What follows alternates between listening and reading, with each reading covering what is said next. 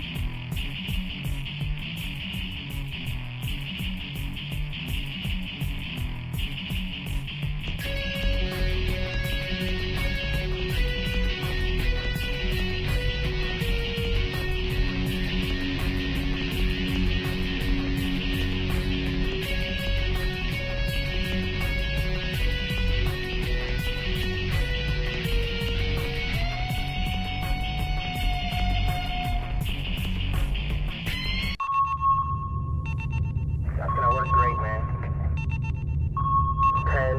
10, 9, 8, 7, 6, 5, 4, 3, 2, 1.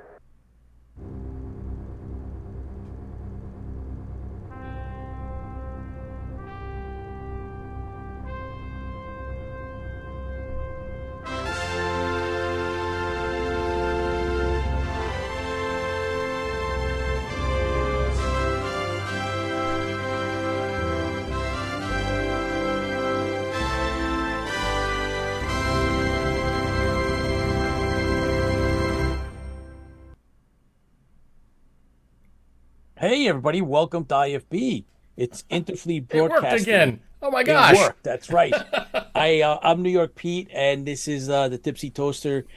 We have our little corner of the universe here on the Interfleet Broadcasting. It's our pop culture sci-fi show.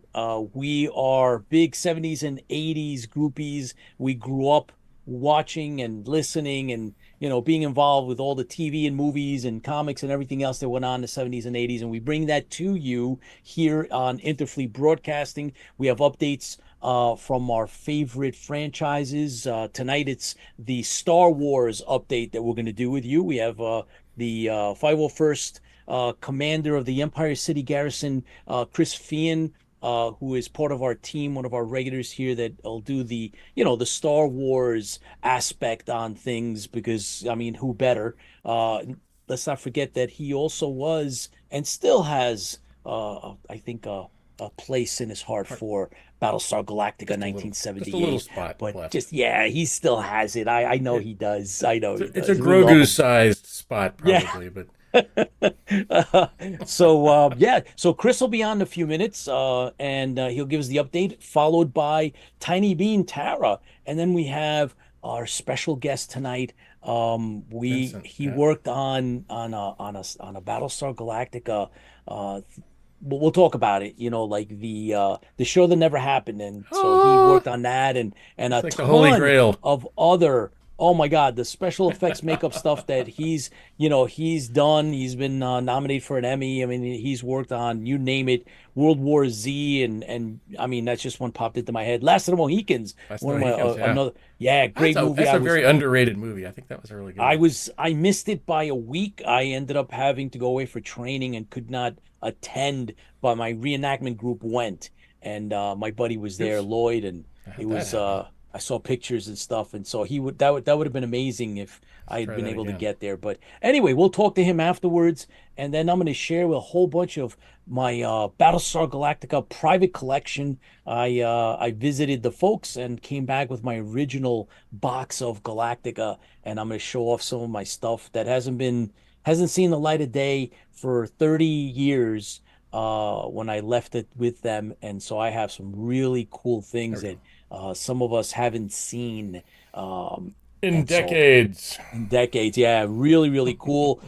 So that's cool. And we have real quick, guys, before we do our toast and then bring on Chris Fian, James McCoy, thanks for tuning in live, and Lola, Erica, and Rick Moreno, author, who we interviewed and we're going to Yep. have back.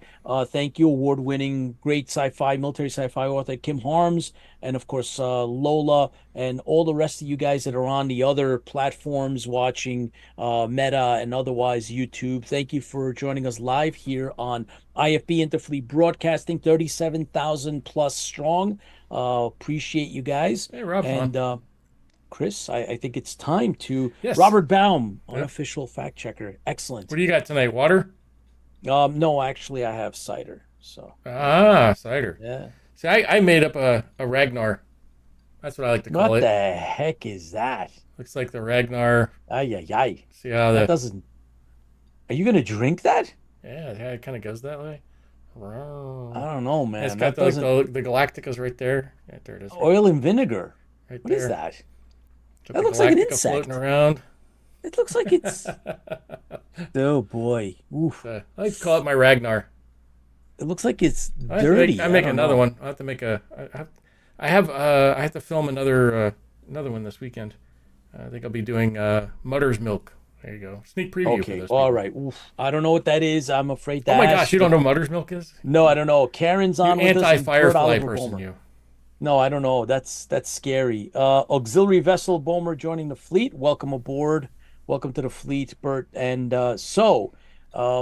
we love to, yeah. Stop showing that. It's scary. That's like oil. Well, I the don't way know, it just like kind of motor floats oil. on the bottom there. It's like a Ah. Okay. Well, we always toast to recognize the fans. We love Right. you guys. You guys are And amazing fans. Our people who- motto. Yep. Go Go ahead. ahead. The have a fans and motto. everybody who fuels the fleet, everybody behind it, everybody who creates the universes, everybody helps us delve into the universes, from the special effects artists, so we have makeup artists, all the producers and writers and everything, and of course the fans, because the fans fuel the fleet. So here's to you. Here's to you guys. Okay, so Robert Bounds says, I think Ragnar was the name of the bad guy played by Gene Simmons in Never Too Young to Die. I kid you not. I believe you. Wow, I used to watch that one upstairs at the bar when I was in the Navy. That's, Not hey, saying Colin, that thanks was for that big joining us. drinking, but Cylon Grog. I don't know what that is. It looks just terrible. I hope to Tipsy's mix it up enjoying now.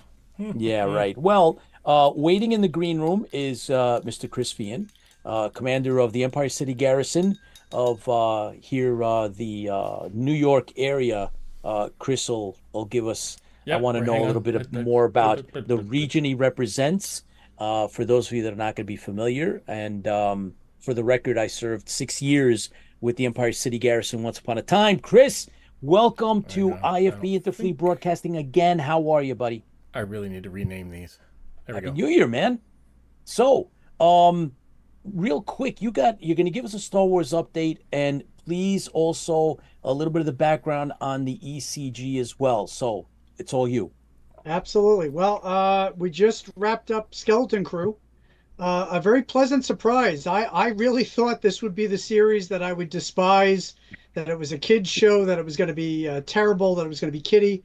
It was not at all. I thought it was very well balanced. It had that same kid adult theme balance that like a Goonies or another show of that nature, another movie of that nature kind of had. It didn't pull any punches with the special effects. It was very well produced, very well written, very well paced out. Didn't seem like it was drawn out too much, even though it could have been cut down a little bit. Um, Uh-oh. Hang on, people.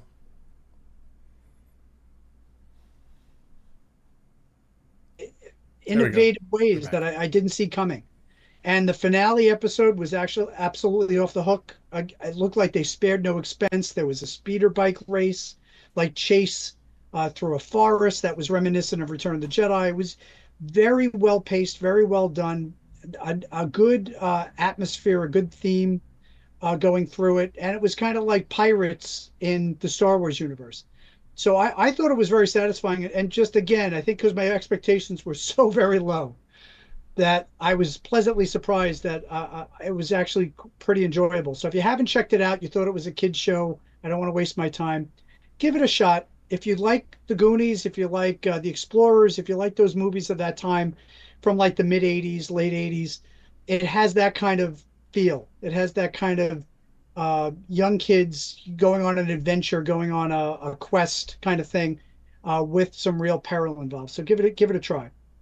Still no word on whether they're going to do another season.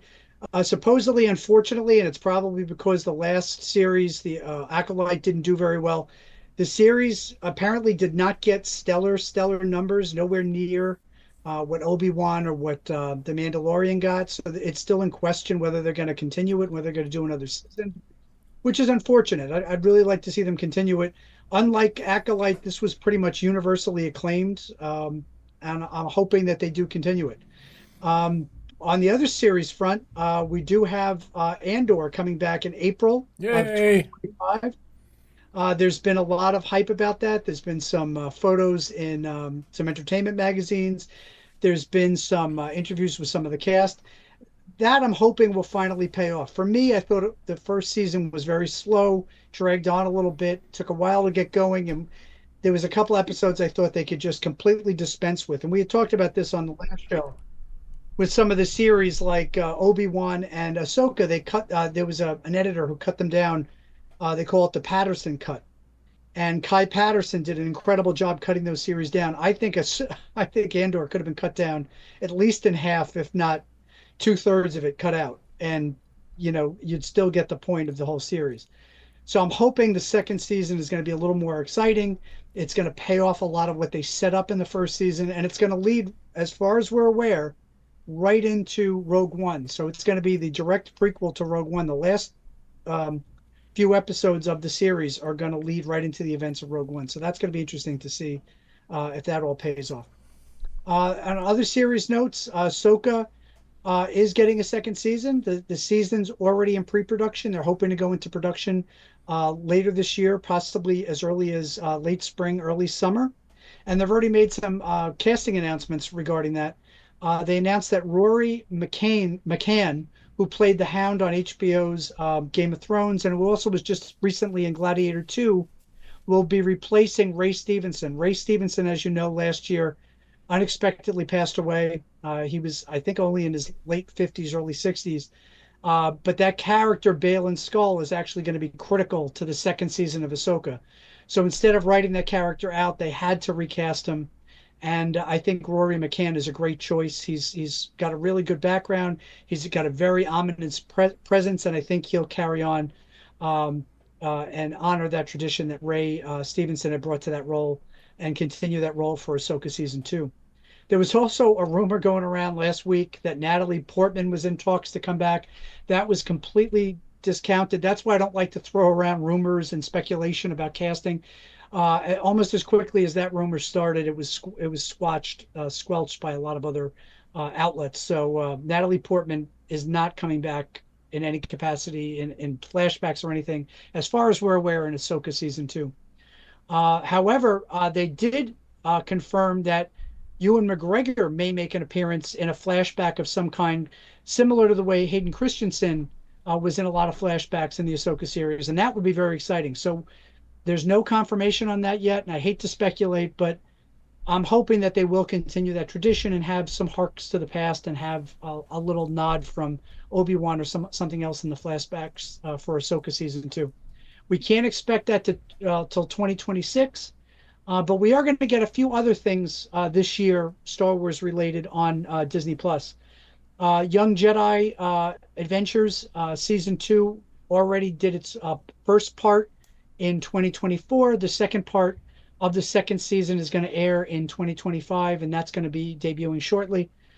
They have a whole toy line based on that, and hopefully that'll get young people involved in Star Wars and interested in Star Wars, and maybe when they get a little older, they can graduate into the other Star Wars properties. Also, Donald Glover has indicated that he's still working on a Lando series. Ooh. Again, no details, no hard dates on when that might start pre-production or when that's going to actually get going, but we can hold that hope that we might see some of the characters from Solo. I still thought Solo was a halfway decent spin-off movie. Not anywhere near as good as Rogue One, but I think it did stand on its own 2 feet and was a competent prequel standalone movie. So I'm hoping that Donald Glover gets that chance and maybe does some more in that universe with Lando pre-Empire, and we'll see where that can go. There was also a lot of news about The Mandalorian, about casting about The Mandalorian. Jeremy Allen White, who plays the bear on the popular series on Hulu and on FX, is going to be voicing the character of Rada the Hutt in The Mandalorian. That's already been confirmed. They've also confirmed that Sigourney Weaver is going to be playing a character called Bishop.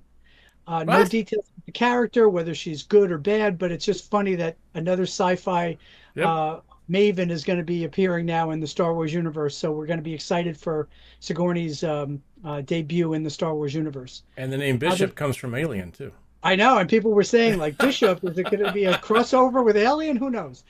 But it's going to be exciting, and Sigourney Weaver is one of my favorite actresses. I loved her in all the Alien films. I loved her in Cabin in the Woods and various other properties. Even her appearance on The Defenders, the Marvel series, I thought she was absolutely fantastic in that. So I'm excited, and of course Ghostbusters.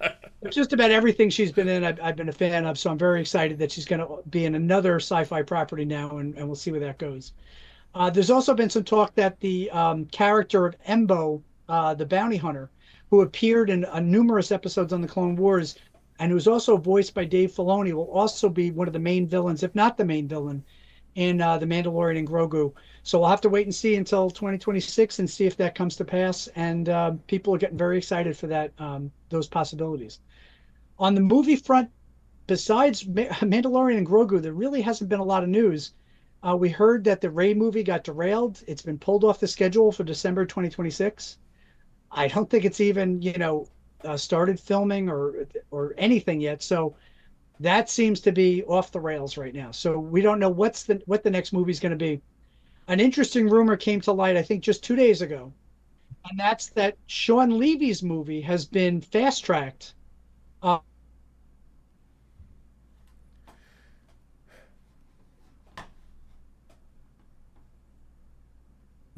Knock yourself out, and they're fast tracking his movie. His movie might actually go into production before the Rey movie ever sees the light of day. And the big rumor this week was that Ryan Gosling has been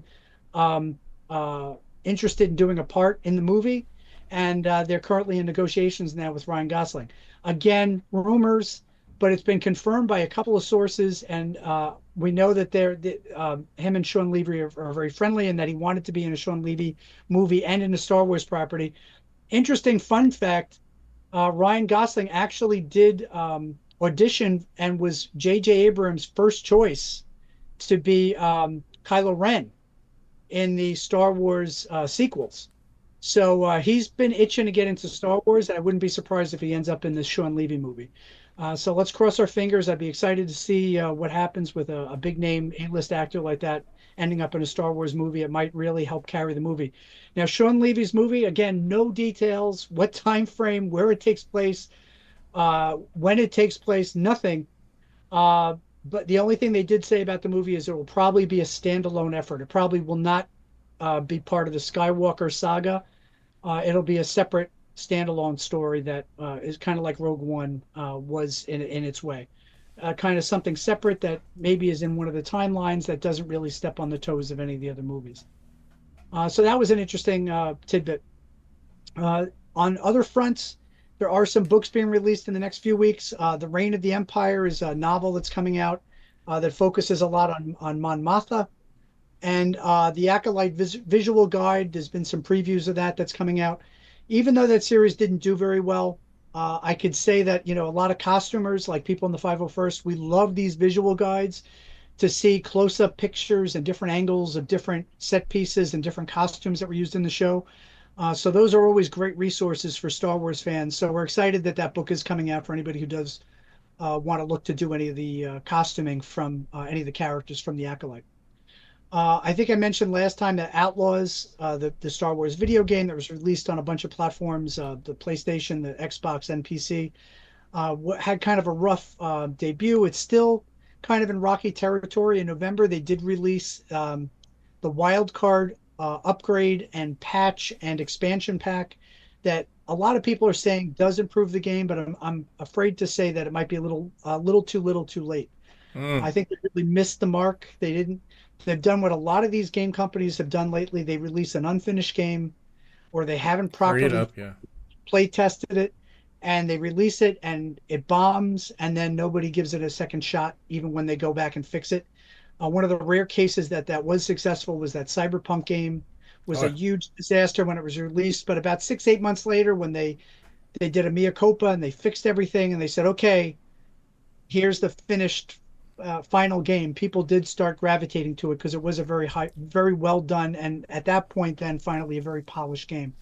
So we'll have to see where that goes. It's a shame because I was really looking forward to that game, but without it really taking hold and without it getting a real audience, I don't know if it's gonna have legs to withstand even another 6 months at this point. Other Star Wars news: Star Wars Celebration is coming up. It's April 18th through the 20th, and it's going to be held in Japan. And we can expect to hear news on all of these things and probably a couple of big surprises at Celebration. Lucasfilm usually plays a lot of these things very close to the vest until the big Celebration events, and then uses that event to be like a lightning rod and just announce a bunch of stuff that nobody was expecting. So we're expecting a lot of announcements around that time. Some, confirmations of certain projects that are in the works, and maybe some hard release dates on when some of them might actually see the light of day. So everybody's eagerly waiting for that to come, just to hear the news. If you can't make it there in person, it's going to be very exciting to see what happens at Celebration 2025. In other news, just the 501st has been chugging along. We just had our holiday party and trooper appreciation party, where we honored 10 of our members for different accomplishments during the year. I'm very proud of all of the men and women of our garrison. They shepherded us through the 25th year of the garrison. We had one of our most successful years with over 150 troops, and I think we raised over $20,000 in direct funding for various charities. Really knocked it out of the park this year, and I couldn't be prouder of the men and women of our garrison. They did a tremendous job, and we're going to continue that momentum straight into 2025. We already did an event earlier this year, a fundraiser for a local family. Tomorrow we're doing the Islanders game at UBS Arena, which is Star Wars Islanders Night. And then in February, the 15th and 16th, for President's Day weekend, we're doing the Intrepid. So if you're in the New York area, you want to come out and see us, Intrepid is a great museum to check out. We're there to help get kids excited about STEM technologies and to just celebrate all the wonderful work they do at the Intrepid Museum. So please come out and check us out at Kids Week, again, February 15th and 16th. And then later in the year, we have our mini con coming up in July 19th at Levittown Hall. This would be the 4th year that we're doing that, raising money for the Cerebral Palsy Association. And we're hoping to be back at New York Comic Con and really make an impression there and raise some funds for the Make-A-Wish Foundation. So already we have some stuff on the calendar that we're already getting ready and ramping up for, and looking forward to a very exciting 2025. Outstanding. Thank you very much, Chris, as usual. Just, spot on. One other question that I wanted to just have you answer is Empire City Garrison represents the greater New York area. Is that correct? Yeah, we represent Long Island, New York City, and the Hudson Valley. Anything above about, from Albany on is Garrison Excelsior. And there's also a garrison, Connecticut, the Connecticut garrison. There's a New England garrison. Pretty much every state, in some cases, regions in the United States has some kind of garrison that supports it. And if you wanted to check out more information about the 501st, you can look up 501st.com. And for more information about the Empire City Garrison in New York, Empire City 501ecg.com for anything regarding the garrison in New York, the Empire City Garrison. Oh, thank you very much. Celebrating Chris. 25 years. I was very proud. That's amazing. To be a commander absolutely. for our 25th year and really making an impact and really continuing on the traditions. How many years have you been with them? I've been there 17.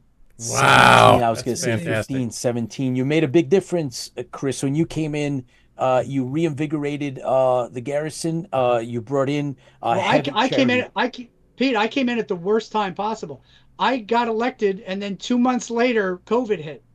And that was a challenge, finding stuff for the men and women of our garrison to do Sure. when we weren't allowed to do anything. Yeah. Oh, my God. We did over 80 virtual troops for libraries, for That'd be hospitals, cool. Oh, various wow. organizations, raised a lot of money. In the year and a half during COVID, we raised about $15,000 for various charities, just doing online raffles, online auctions. Wow. We did Star Wars trivia with the Cerebral Palsy Association. We did Star Wars bingo. We did all this crazy stuff just to keep it alive.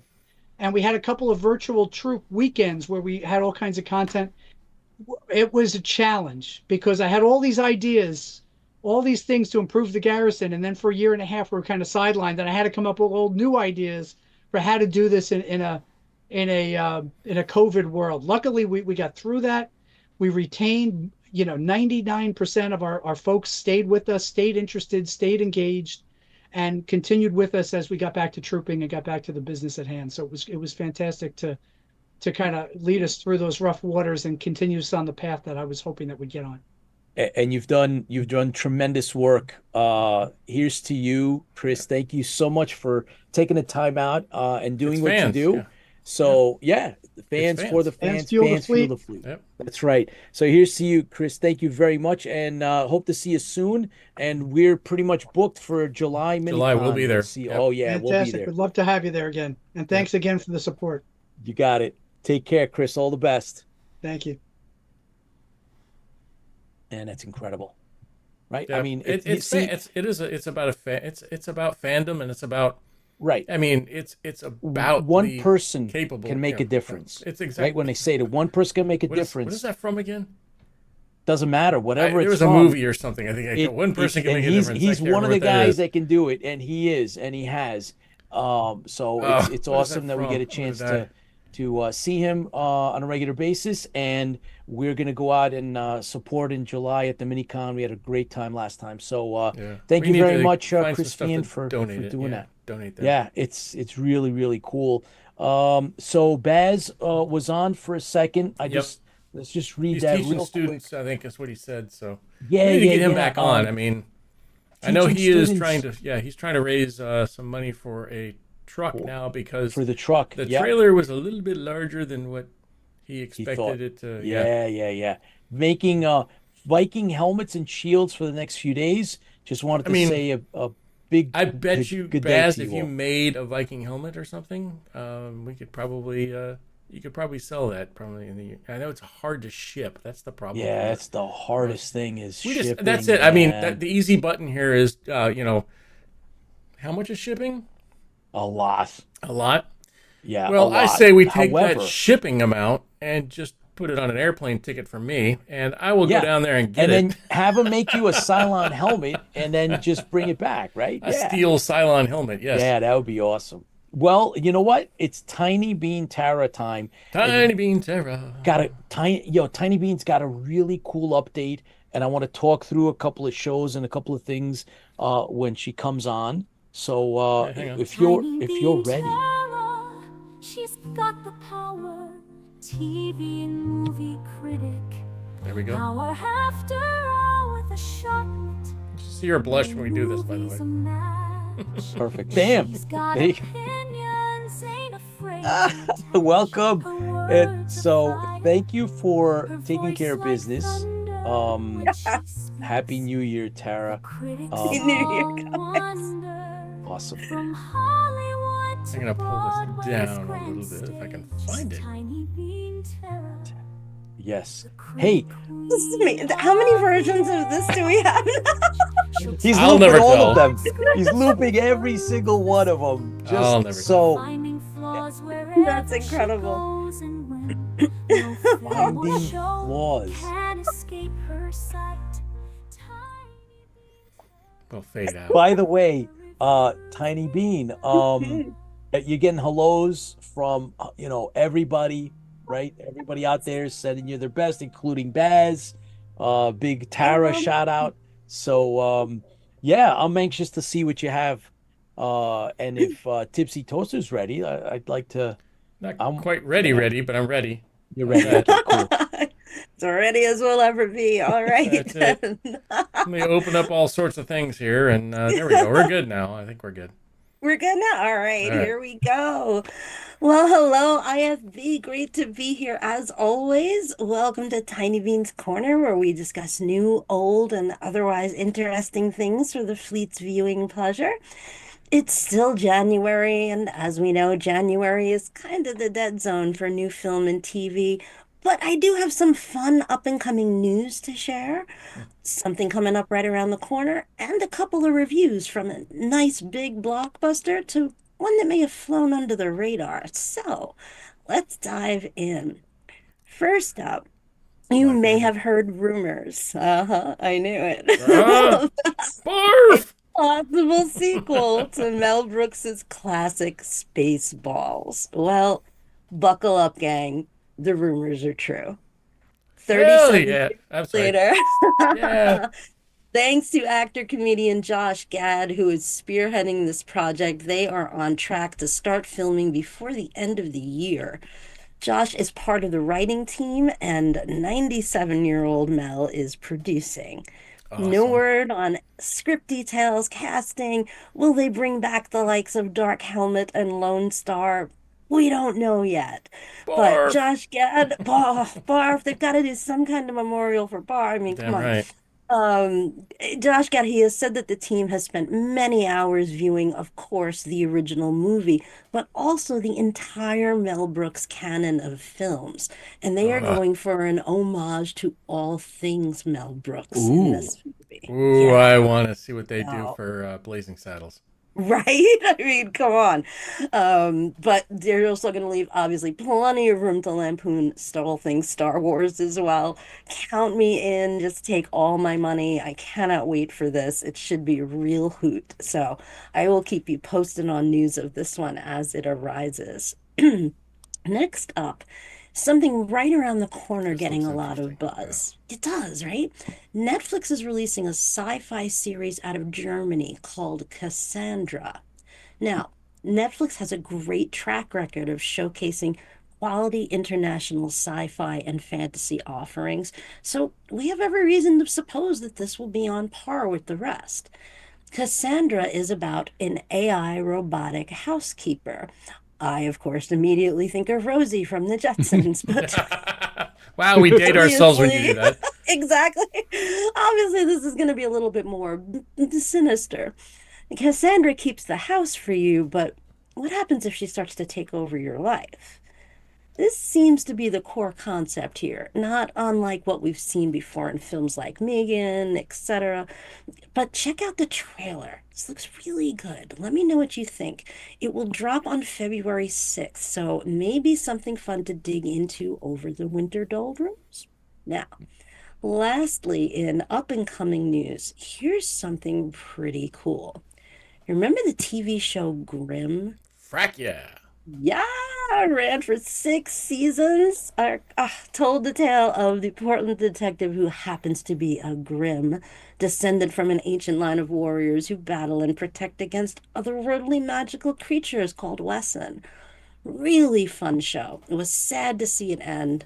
Well, they have just announced that they are rebooting the Grimm world and turning it into a film. I know, right? I mean, now they're saying it will be reimagined and serve as the jumping off point that people new to the series can enjoy, as well as be interesting enough for fans of the original. If all goes well, this will expand into a full-blown Grimm universe of films. They Hell are yeah. throwing some money behind this, guys. So, yeah, stay tuned. Meanwhile, Peacock and Amazon Prime have all 6 seasons of the series available to stream. So, Do it. this might not be a bad idea. Do it, people. Jump Do it. in, It's check it amazing. out.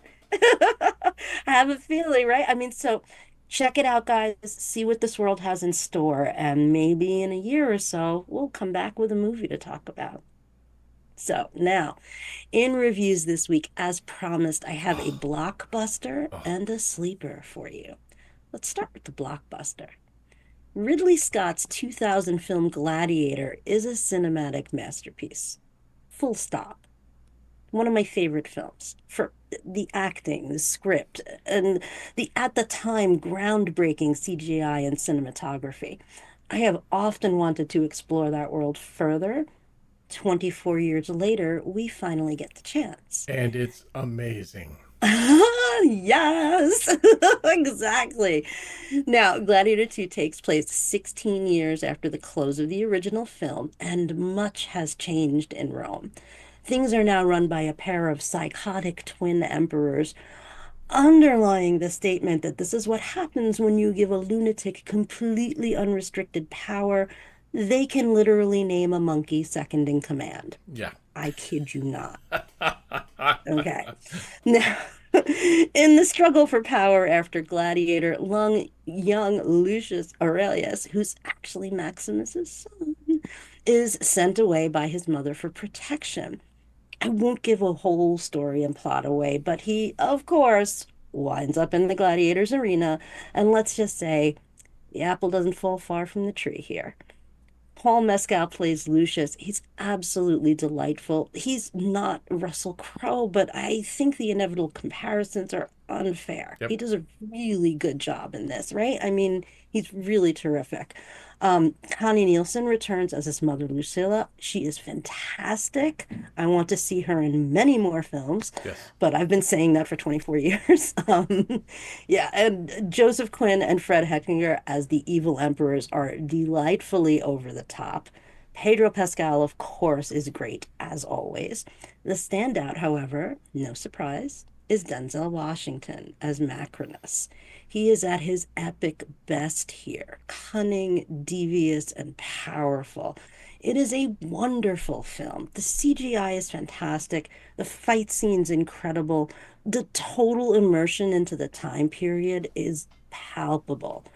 If you are a fan of the original, you can see that this entire film is like a love letter to its predecessor. It is lovingly crafted and worshipful of the original source material. Is it as good as the original? Mm. Maybe not. But is it a worthy successor? Yes. Absolutely. Absolutely. If you have any qualms, please put them aside and check this out, guys. Give it a try. It is now streaming on Paramount Plus, and I am sure that you will agree. Now, for one that may have flown under the radar, check out the film The Silent Hour on Hulu, starring Joel Kinnaman as a detective who is adjusting from accident-induced hearing loss when he is tasked to help translate on a case for a deaf witness to a crime. And it all just spirals from there. Also starring Mekhi Phifer, Mark Strong, and Sandra Mae Frank. This one really surprised me. It turns into a real cat and mouse game between the bad guys and the hearing impaired detective trying to protect this witness. It moves fast, the action is great, and the actors are really terrific. Again, is it realistic? Of course not, but it's an action movie, so does it have to be? It is a fun ride. Definitely worth your time. If you're looking for some pure entertainment, short and sweet, it is like start to finish, like it's over and you're like, my gosh, it's over already. Wow. It is just enough of a unique spin to really keep it interesting. So check this one out, guys. If you're looking for something fun, it's streaming now on Hulu. And that is all for the corner tonight. So back to you, Pete. And Wow, I love it. I gotta tell you though, Gladiator 2 is. I hate Denzel Washington so much just because of that character. That character, I'm like, just hate that guy. So Great, good. great He is actor, such a good but that bad guy. character. Oh my Mm-hmm. well, there's I really there's a wanna hurt couple that of things. character. There's Yeah. I wanted to mention, I mean, all the stuff that you say. I'm gonna have to watch the Silent Hour. I'm gonna Mhm. definitely watch that. You've mentioned Severance before, I and haven't watched that they yet. oh man, The they've had first episode last week. okay, so did you see the promo they did? They were like in Manhattan at Mm-hmm. what is it? I think it was Penn Station, and they set up a like a cubicle and they were inside of it. Oh my Yes. God, it was nuts. If I would have known, I would So have good. gone to see it. I was just like, oh my God. Yeah. But I want to tell you about a couple, like there's one show it's a remake, and there's a co-star in this remake who starred in this rewatch I'm doing. The Event. The Event was one Oh, season, 22 yes. episodes. What a tremendous show. What year was Uh Jason Ritter Yeah, is I love him. oh Yeah, yeah. love him. And it's such a great show. He is a co-star in the remake of Matlock. Is he now? Huh, really? Oh my It's the goodness. new Matlock is really, really good. I'm Really dying. good. It's on deck for me. I'm dying to check Oh that yes, out. we're Wow. all caught up. It's a great show. So if Mhm. anybody, you like the old Matlocks, there's a running joke about at least the I'd say like 2/3 of the first a few episodes or the season they'll make fun of the idea that Matlock she'll say, oh well, yeah, I'm Yeah. just like the show, whatever. So it's good. It's really good. And Awesome. yeah, I'll be looking forward to some of the stuff that you brought up as usual. Thank you so much, Tiny Bean. Yes. I And want to. So I just wanted to say I've been watching Landman. Oh, and what do you think? Mm, Mm. yeah. Yeah. oh boy, all Yeah, right. you gotta Oh watch my goodness. Landman, Love everybody. the land, right? That is a really Billy Bob Thornton is Yeah, wow. he's phenomenal. It's He's just phenomenal. wow. That's Oh a yeah, really good show. no That's question. and it's made by the same guy who made Yellowstone and everything else. And if you Tulsa read up King. on that guy, Also, yeah, if you read up on that guy, he was like living out of his car. yes, Yeah. It's really a rags to riches story for that guy, and they wouldn't they shunned him in Hollywood. They didn't would listen to anything and anything else. And man, look at him now. I mean, he actually it's just Wow. yeah, look him It's- up. It's fantastic. Yeah. it's good stuff. All of his series are just like huge Oh yeah, blockbuster 1923 hits. and Yep. All Stay of them. tuned, Tiny Bean. Mm. You've worked on projects that we are completing. So Tower Protocol Resurrection, you have a named character in, and a couple of lines in that as well. So stay tuned. The trailer for it will be released in the next 10 days. And we have a new semi-official poster that has all of our main cast, including yourself, on it. So look on our Meta, right? Our social media sites. And the trailer will be going up into competition, and a release of our world premiere will be in one of the tier one international film festivals we expect in the next 10 days. So stay tuned for that, Tiny Bean. Thank you so much for being a part of IFB and in our productions. So thank you so much. And we look forward to your next your next review session. So Oh, thank you so much, guys. Absolute pleasure as always to be here. Fans fuel the fleet, gang. Fans for the here's to fleet. you, Tara. Thank you Thank so you so much. much. All right, a lot of I need accolades more from hands. I gotta put that down, and I gotta yeah, move no over kidding. A lot of here. accolades. Everybody says their sends their Look at best this, and we'll do Tiny that. Bean. And So there we go. you get a chance, you can take a look. Salvage One with Andy Griffin. Yep, that's right. So yeah, we are waiting. We have Yeah. our guest should be somewhere out there in the ether. In the meanwhile, Hopefully. I broke open my Battlestar Galactica box that I had with the folks, and I have some pretty cool items. One of them, I know that Mediocre Modeler probably get a kick out of this one. Famous spaceships, a fact and fantasy, and how to build them.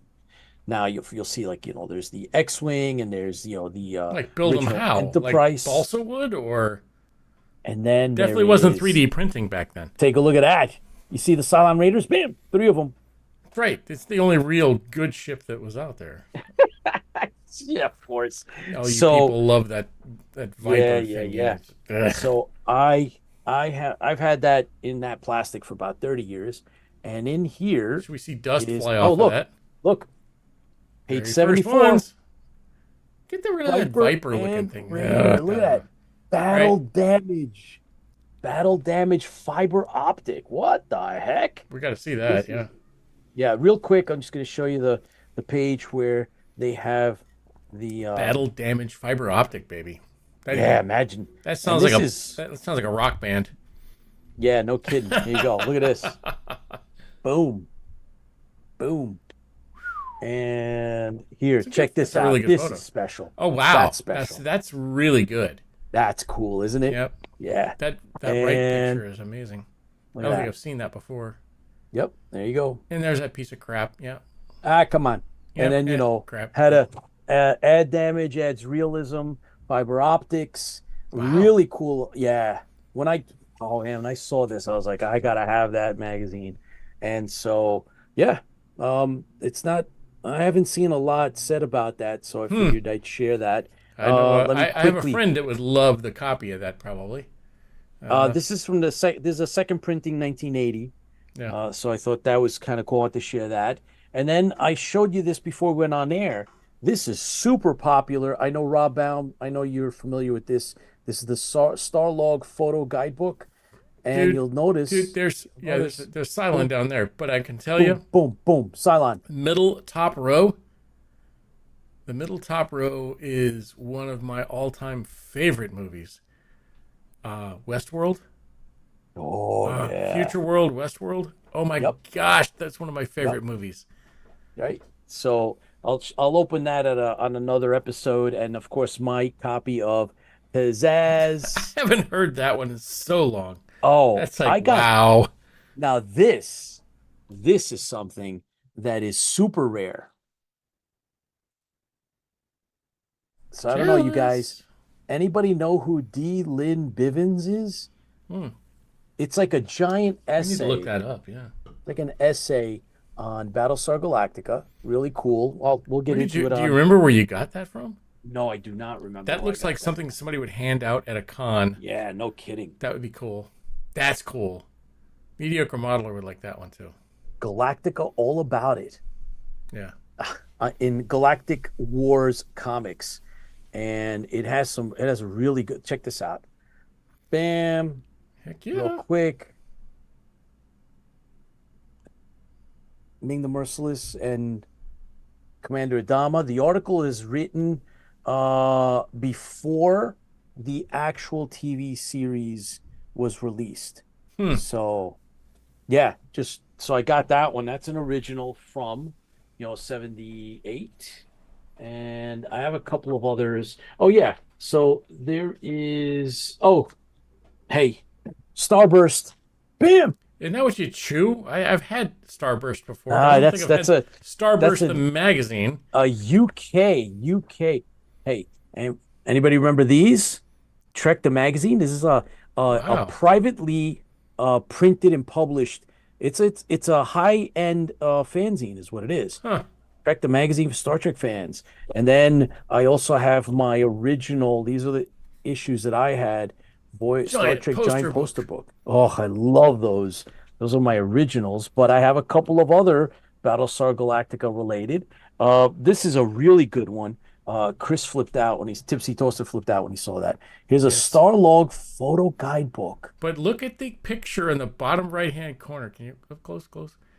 There's something wrong with that. Why is that listed as Cylon? I don't know. Does it mean that it was intercepted or it was? We need to break that one open. And you All haven't right, opened gonna this open one it up. for how This long? has not been opened Yep. in 30 years and opening up on the show.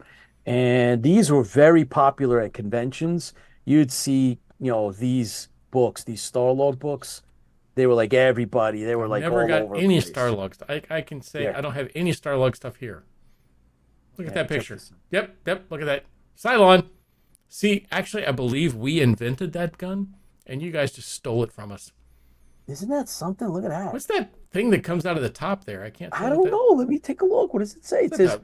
arming lever, armed position. The heck is that? That's pretty nutty. That's never seen that before. That's kind of Never, ever, ever.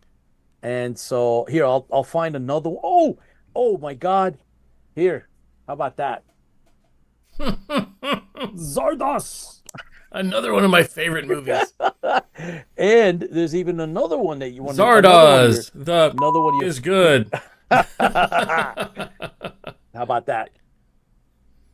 Ooh, fuck. Yeah, I mean, yeah. Sigh. I love Logan's Run. Sandman.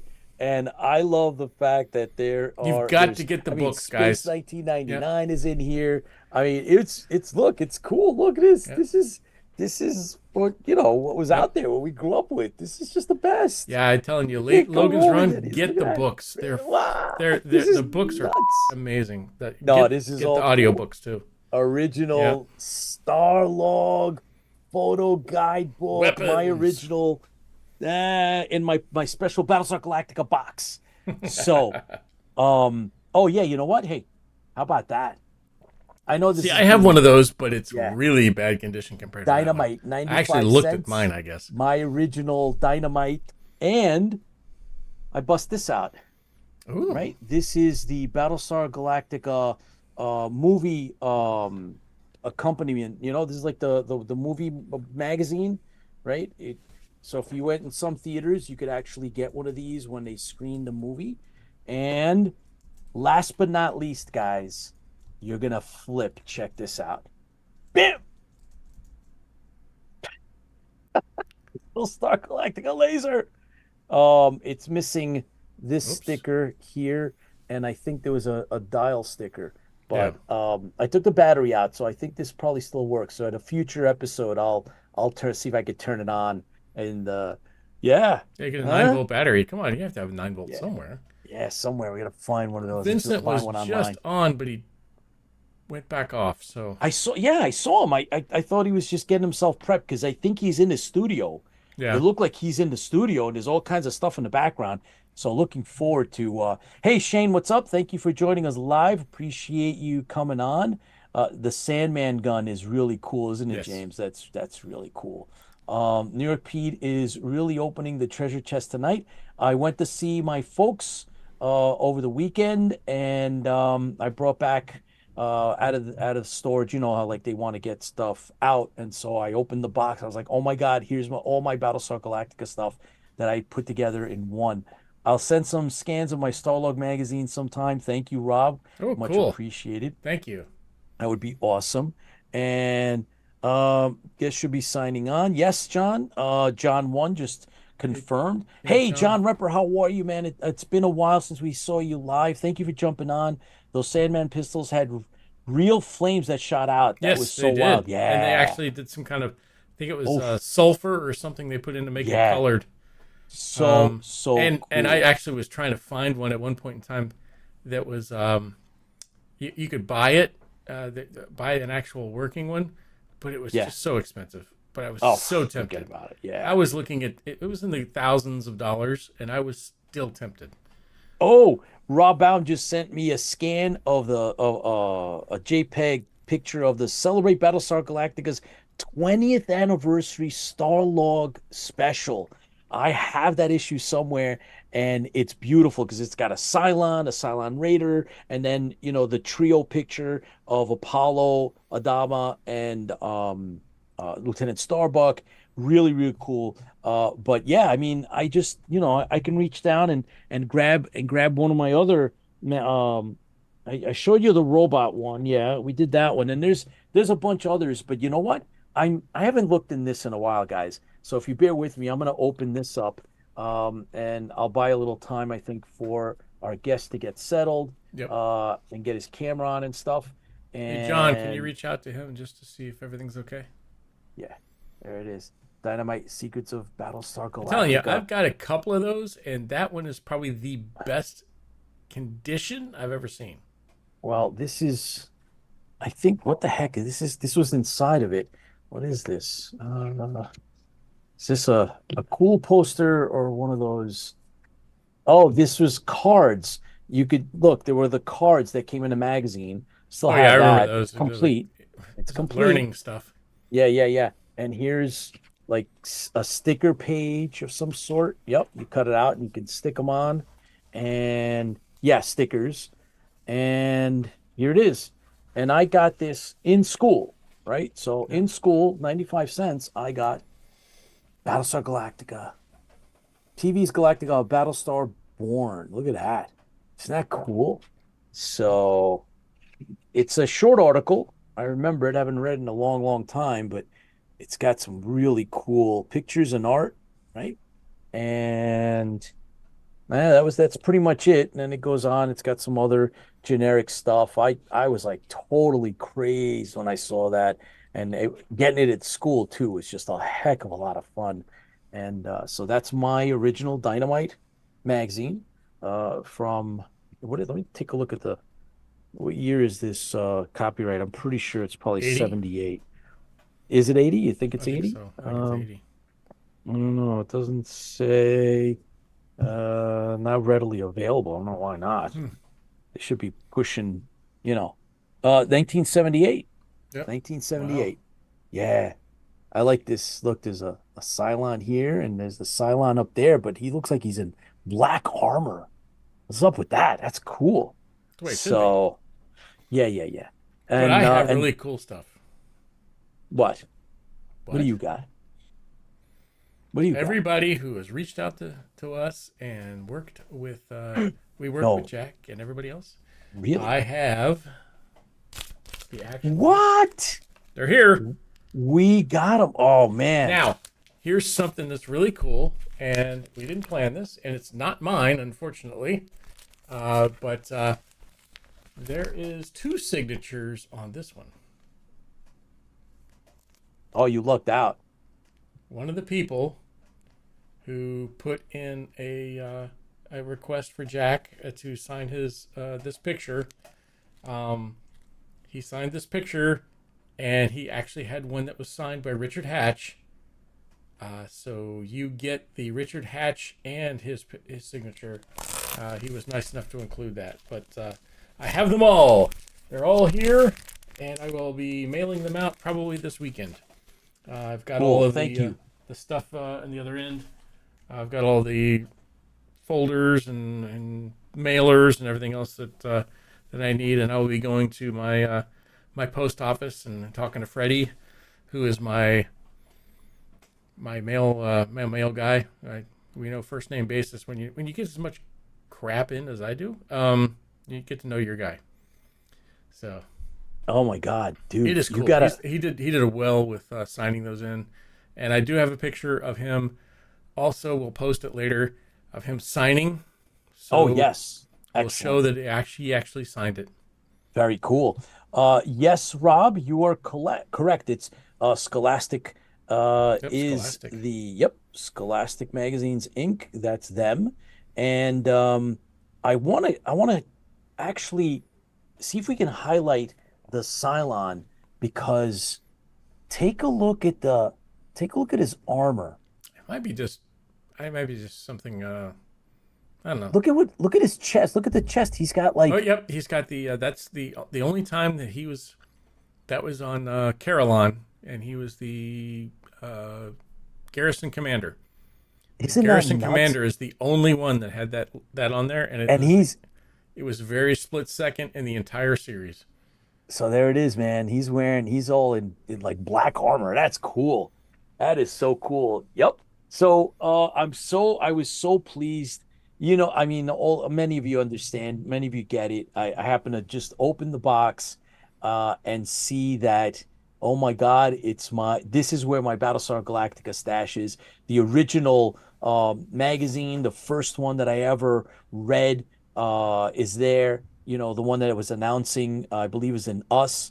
And then I then got the Newsweek, and I mean, I have all that stuff is here with me I now. think I have the TV guide, and that's it. Oh, the TV guide I have framed. I have actually Richard Hatch signed the TV guide where it's like a purple background. So I have that one, and so yeah, our guest is signing back on. He was cool. trying to calibrate his video. Yeah, so it's gonna be great.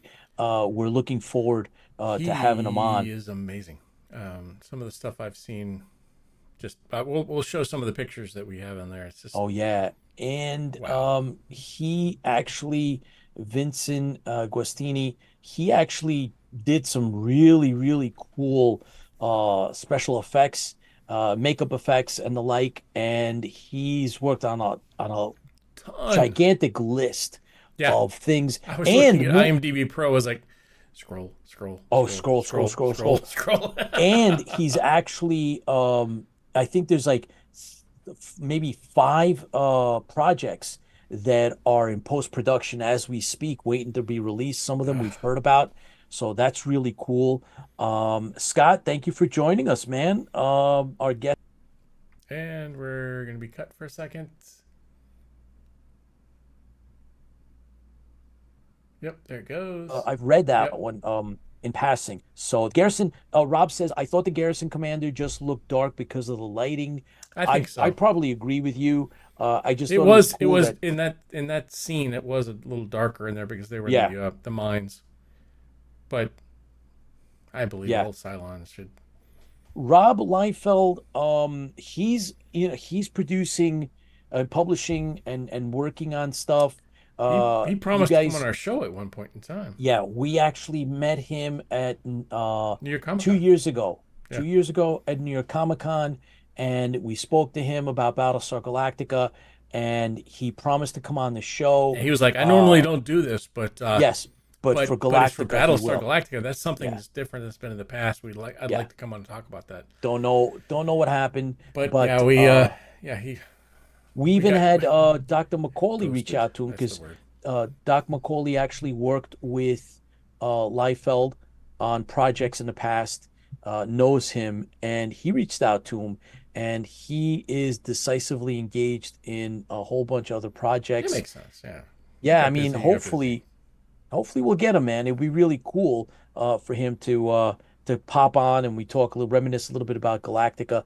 We'll see. I Yeah. mean, we're trying hard, but yeah, I don't know. I haven't seen him at cons. I don't know. He's just Wasn't busy he at doing New York his own Comic Con thing. last year? I don't remember. Not last year, the year before. Mm. I don't know if he was there. Do you know? No, you know what? I could be wrong. He may I have been think he there. was I don't there. know. I think Yeah. he just. But Yeah. So I don't know. I just this thing was always cool. This was once upon a time one of my did that favorites. come in the record or? No, this was sold at the movie theaters when the movie was released. Hmm. And it's got like write-ups on who, the actors are, producers, Glenn looks really young in that picture. Yeah, man. Production notes. Cool. And let's see what else. Yeah, check this out. You'll like this. Well, that's the only thing you should like the Imperious leader. Why is he down at the bottom? How dare they? Yeah, at the bottom. He shouldn't How even be dare there, they but put him at the whatever. bottom? Yeah. This is cool too. Look at this. Concept drawing of the Galactic at the top. Yeah. Yep. The What about- Cylon picture is pretty Cylons are cool. great, You don't yeah. usually see that. Rest of it's crap. Anyways. Oh, easy. Hey, come on. Let me see. I think there is. Could be the Cylon Yeah, this is oil cool. talking Here. there. Check this out. This is cool. Yeah, I think I've seen that collage somewhere else. Right. So the one, look at the alien. This one up here. That's weird. Yeah, Never that's seen I that don't- one. yeah, that's just that's kind of one of those Yeah. weird Yeah. Carillon Yeah. cantina So- scenes. Yeah, I mean, these are the things that I've mentioned on air many times. I used to go looking for, a lot of the popular media that was out, the literary media, the paper media that was out related to Battlestar Galactica. And so that's what I focused on and really didn't get into the fanzines because I was always working on trying to get these things. And like everybody else, limited funding, whether whatever you did, chores or, bus table, whatever you had to do to actually, scrounge up a couple of bucks. And then you had to be very selective on what it was that you were going to actually get. And so I'd go to conventions. One of the big ones that I used to go to was Creation Thanksgiving Convention in New York City at the Penta or the Statler Hotel. And every Thanksgiving, day after that weekend, I was at the con, and I was always gunning for whatever Galactica stuff I could find, maybe some like really select Star Trek stuff, and that's why I didn't do the fanzines. I was like, do I get something like this thing that I showed you, the Starlog? Do I get this, or do I get a fanzine? And I was like, you know what? I really want to get this. This is, I mean, look at it. It's beautiful, right? Yeah. I mean, the way they got it set up, and look at the What's that this top Battlestar left one? Galactica. I don't recognize. Is that? No, I don't know what that top left one is. So this one, Yeah. I think that's Message from Space or something. Huh. Anybody recognize that one? That's Hasselhoff, I know. I so I'm trying to figure out what that is. Rob, do you know which one that is? I think it's Message from Space, but I could be wrong. Let's see. But anyway, so that's why I Barbarella-ish. yes. Wow, how do you Well, say that? speaking of, Barbarella-ish. there's Barbarella right There there. you go. Yep. Yeah. So, Barbarella rifle. yeah, on the back cover, two aliens zap an escaping humanoid in laser blast. The Yep. Martian war machines advance down a Los Angeles street in the War of the Worlds. Lieutenant Starbuck defends Battlestar Galactica from advancing Cylons. Yep. Dave Riley and one of Moonbase Alpha's laser rifles from Space 1999. Stella Star and Simon Rama prepare to battle enemy forces in Star Crash. That's what that is. Star Crash. Boom. I think I've seen. I gotta see if they. put Carolyn that one Monroe out. and Hasselhoff, Christopher Plummer is in it too. Thank you, sir. There we go. Rob hits it. Of course he did. It was the giant pig thing. Yep, it was there. So yeah, cool stuff, man. I mean, it was our youth. There's online somewhere on I believe it's on Facebook, or at least it's been shared on Facebook, is the there's a couple of young people that are watching Battlestar Galactica. I believe it's the original 1978 series for the first time. Oh wow. And they're talking about their reactions and what it's like to see this stuff for the first time, because they're like half our age, and it's kind of funny. And I haven't actually watched. Can get a hold of them. Have them come yeah. on the show. Yeah. Maybe we Haven't can actually. maybe we can educate them. Yes, no kidding. But yeah, so the other thing that we did mention, I mean, if I were to just, I could actually maybe grab Peach reaches into his bag and pulls out. and a bag of tricks. Boom. Let's see, what else do we have? I have. Oh, you know what? let me look at this. I'm not sure. Yeah, here. This is one. Starburst. These are You showed that English. earlier, but yeah, I I didn't always open thought her that up. was I'm some gonna kind open her of up. candy. So, yes, you were so culturally deprived, little one. We won. We Chris. So, I'm going to share this. And this was, like I said, a English magazine. And oh, you're talking about here. Check this out. This is pretty cool. There, picture of Oh yeah, my gosh, I Westworld. love that Boom, Westworld. boom, boom. Yeah, very cool. But let's get to what we're really looking for, and that's of course not Superman, but Battlestar Galactica. And there is ooh, oh my God, this is really cool, guys. The picture here, there's a picture I'm going to show you that I've never outside of this magazine, I've never seen it before. Look at those aliens. What? I do not recognize that bit. That's on Carolyn. That's cool. Wow. I Ain't wonder that where that cool? came from. Yeah. And then, of course, look, there's, CYLON's, the Of one with course, Ty that we've seen before. that Um, is a different photo. I've never seen yeah, that isn't that photo. insane? And then, of course, there's these, which we've seen So how before. much crap has hit the floor, you know? Yeah, no kidding. And here's the last page of the article. Paul's Uh, like, I've never heard of Starbeast. I'm with you, Paul. I've never heard of it either.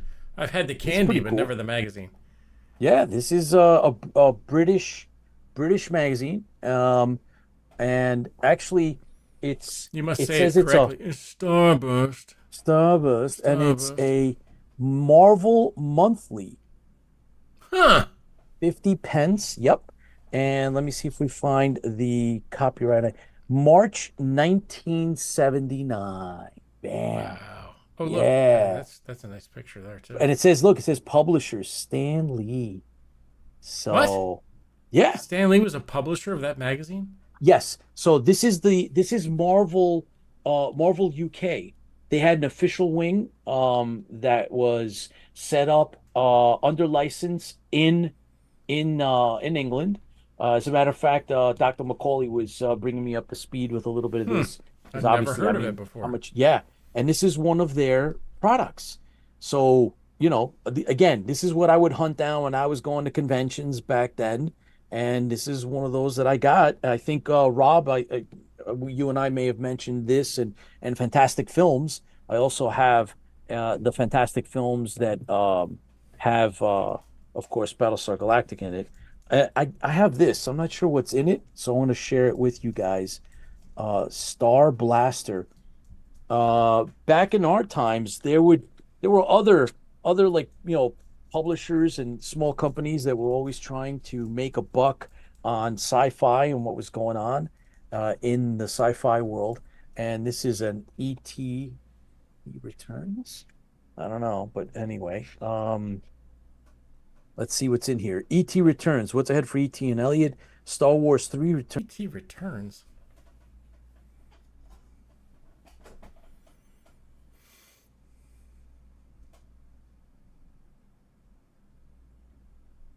I ET don't know. Returns. Really? Like Yeah, part yeah. two.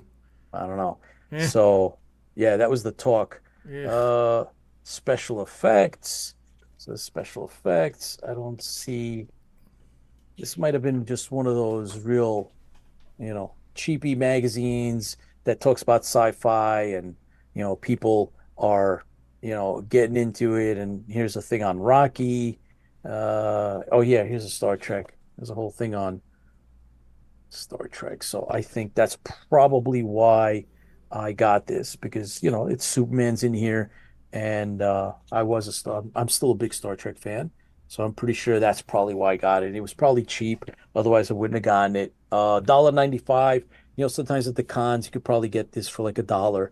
And it has no Galactica in it, but Well, now at the cons they'll charge you $15 for that. yes, they will. Absolutely Or more. 100%. Or 20. more. Yep.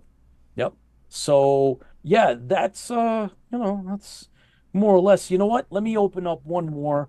We're actually, in total disclosure and transparency, we're buying time for our guest. There was, as usual, he's on the West Coast, so we have a little bit of a time issue. I believe he is trying to clear his schedule because obviously we have a 3 hour difference. So he's, I think, working. I believe he was in his shop. We got to see him. He came up for one split second. I believe he's in the shop.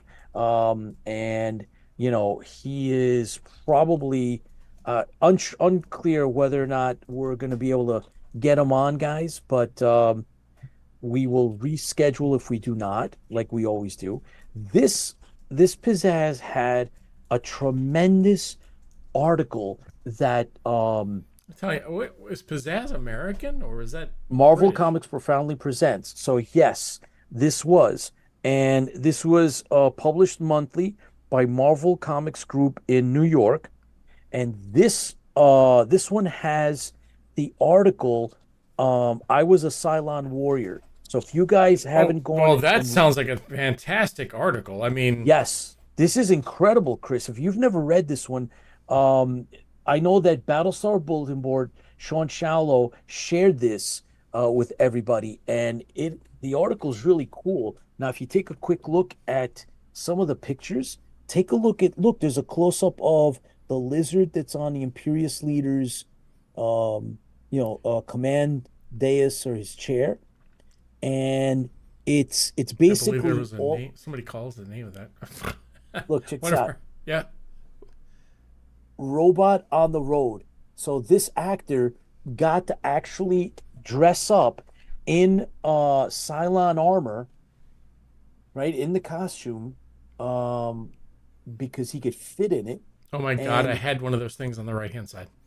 so you did you. So he Yes. actually he talks about it. He didn't even know what Galactica was, and the this actor that was interviewed, with his pictures, he just had to dress up and pretend to be a Cylon for the promos here in New York, and he talks all about like what he had to do, what it was like, how difficult it was to put the stuff on. He didn't even know how to put it on because he hadn't.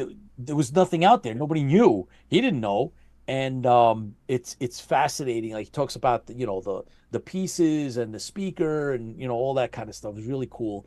Nobody knew who he was, but he went around walking around. He's like 6 foot whatever, and fascinating article written. It's an interview basically with the actor that got to dress up in original Cylon armor slash costume for the promo of the Battlestar Galactica movie that was done here in New York's here because I'm in New York City, obviously. And yeah, great article, guys. If you ever get a chance, check it out. Battlestar Bulletin Board on Meta on Facebook, social media. There, it's up there. It's been shared. Great article. Quick read. I got a kick out of it when I read it, and this is, of course, like I've been bragging. These are my original copies of these magazines that I picked up at the time when these things came out. So I thought it was just really cool. Yeah, Lola. I mean, this is what I did. They had to glue wings onto the iguana. Yeah, no kidding. That I'm was sure something. that was that's something they wouldn't allow nowadays. Yeah, no kidding. Article dealt with a guy wearing the Cylon costume. Yep, that's right, Rob. Very cool stuff. Mike DeBruin, ET Return and Phantom Menace. So, Mike DeBruin, thanks for joining us. Happy New Year to you, my friend. I guess by that time, Lucas changed his mind because he realized that the Jedi were not vigilantes. Famous monsters. That's another one. Yes, absolutely. I Hmm. first heard of the magazine when I was in the UK in 1984. There you go. Yeah, this is we're talking about going back to sorry, I've been, you know, just the Starburst. And there's fantastic films as well. I have a couple of those, especially the ones that focused on Battlestar Galactica. And they had some really great articles, great pictures and stuff like that. So I will share that with you guys in the future. I'll unbox the rest. I'll show you my original Marvel comics, which most of you already have the Marvel Galactica, but these are the ones that I got when it came out.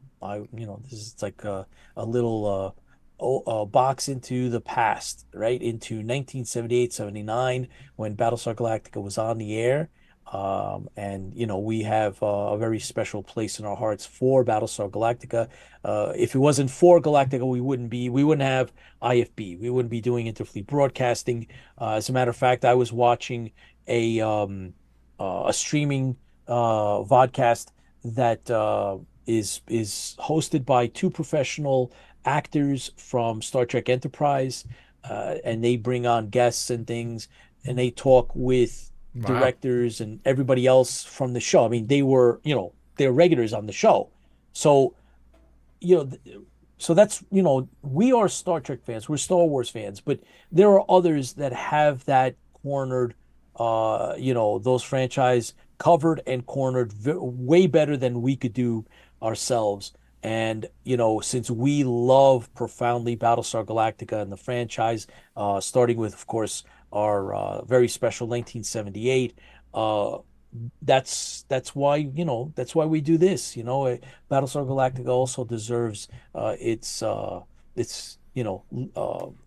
place to be, and this is the place to be.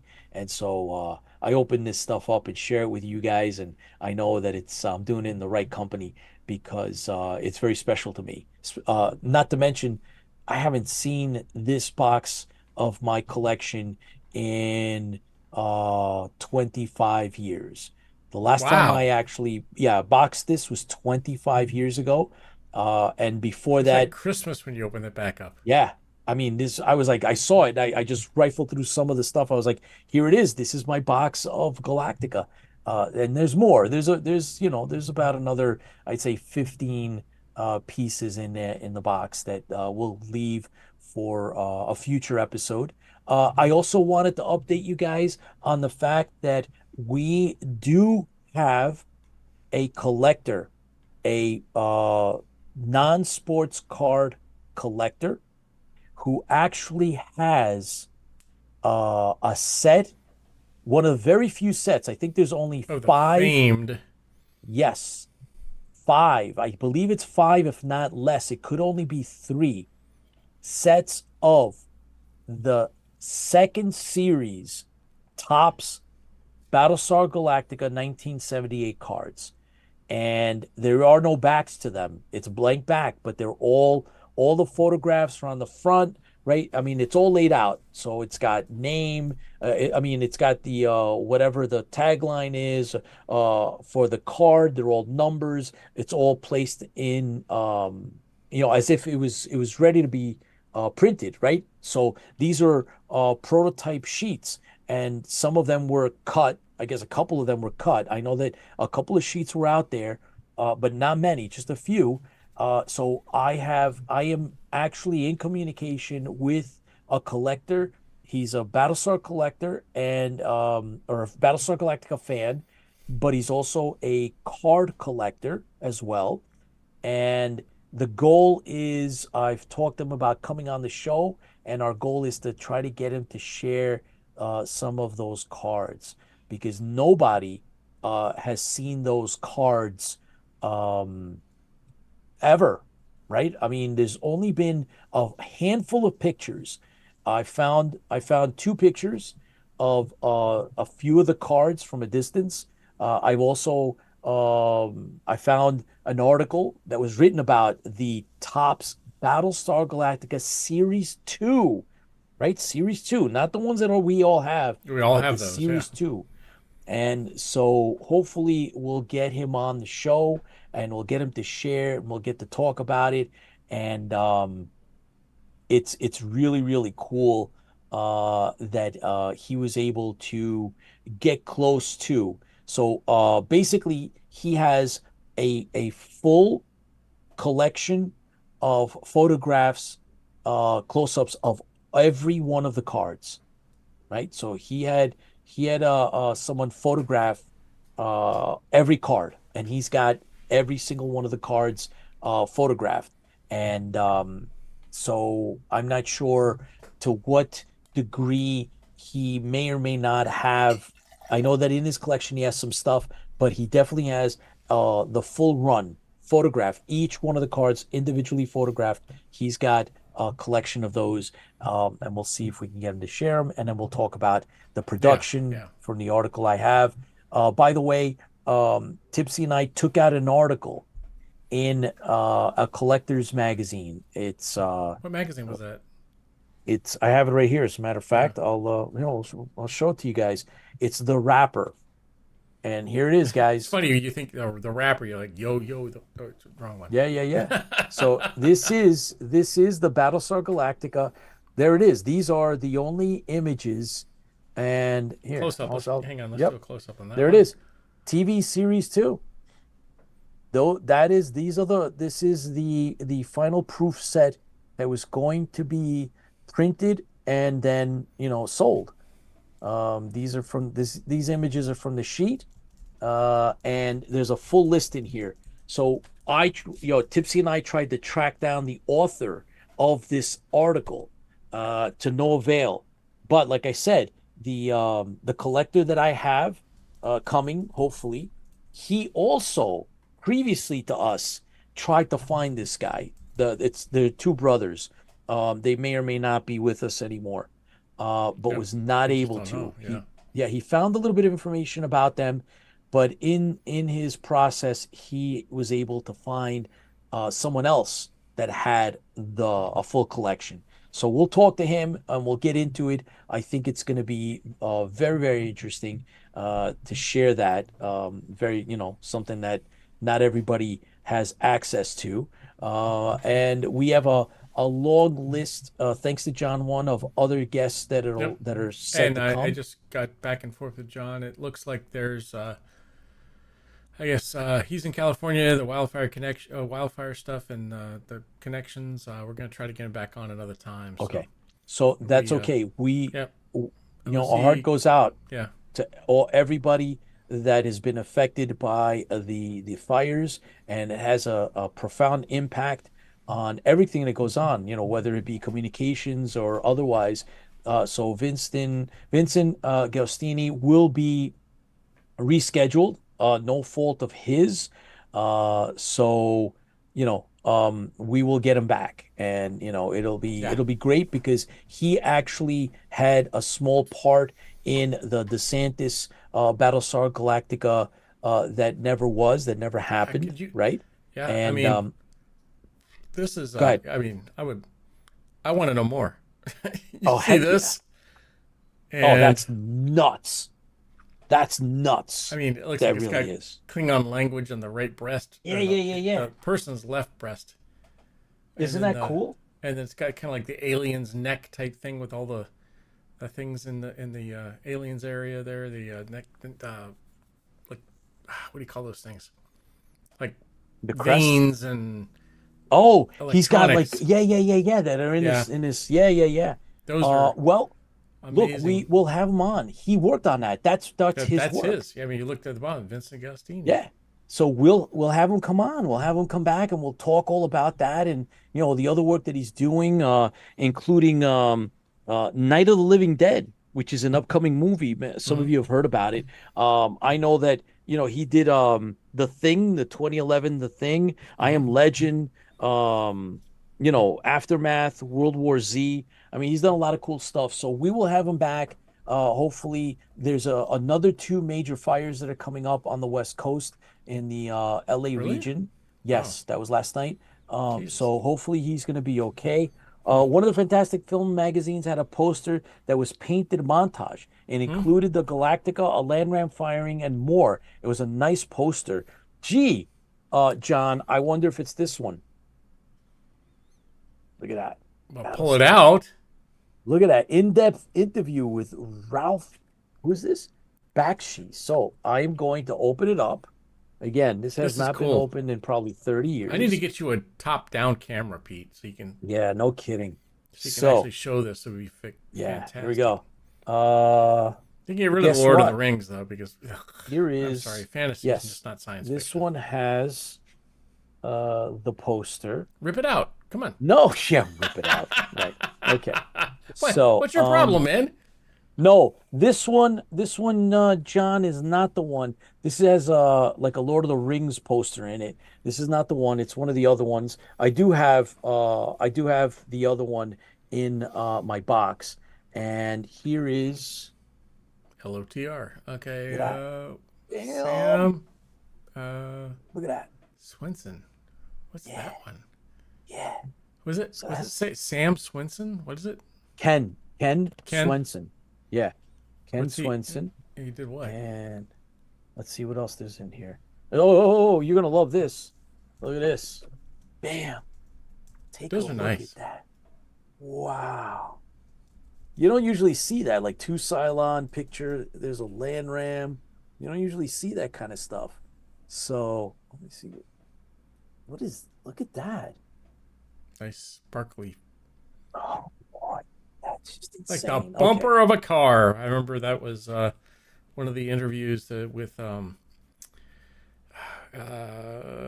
Jean-Pierre Dorliac saying I said, I want them to shiny like that over there. And he pointed at a bumper of a car.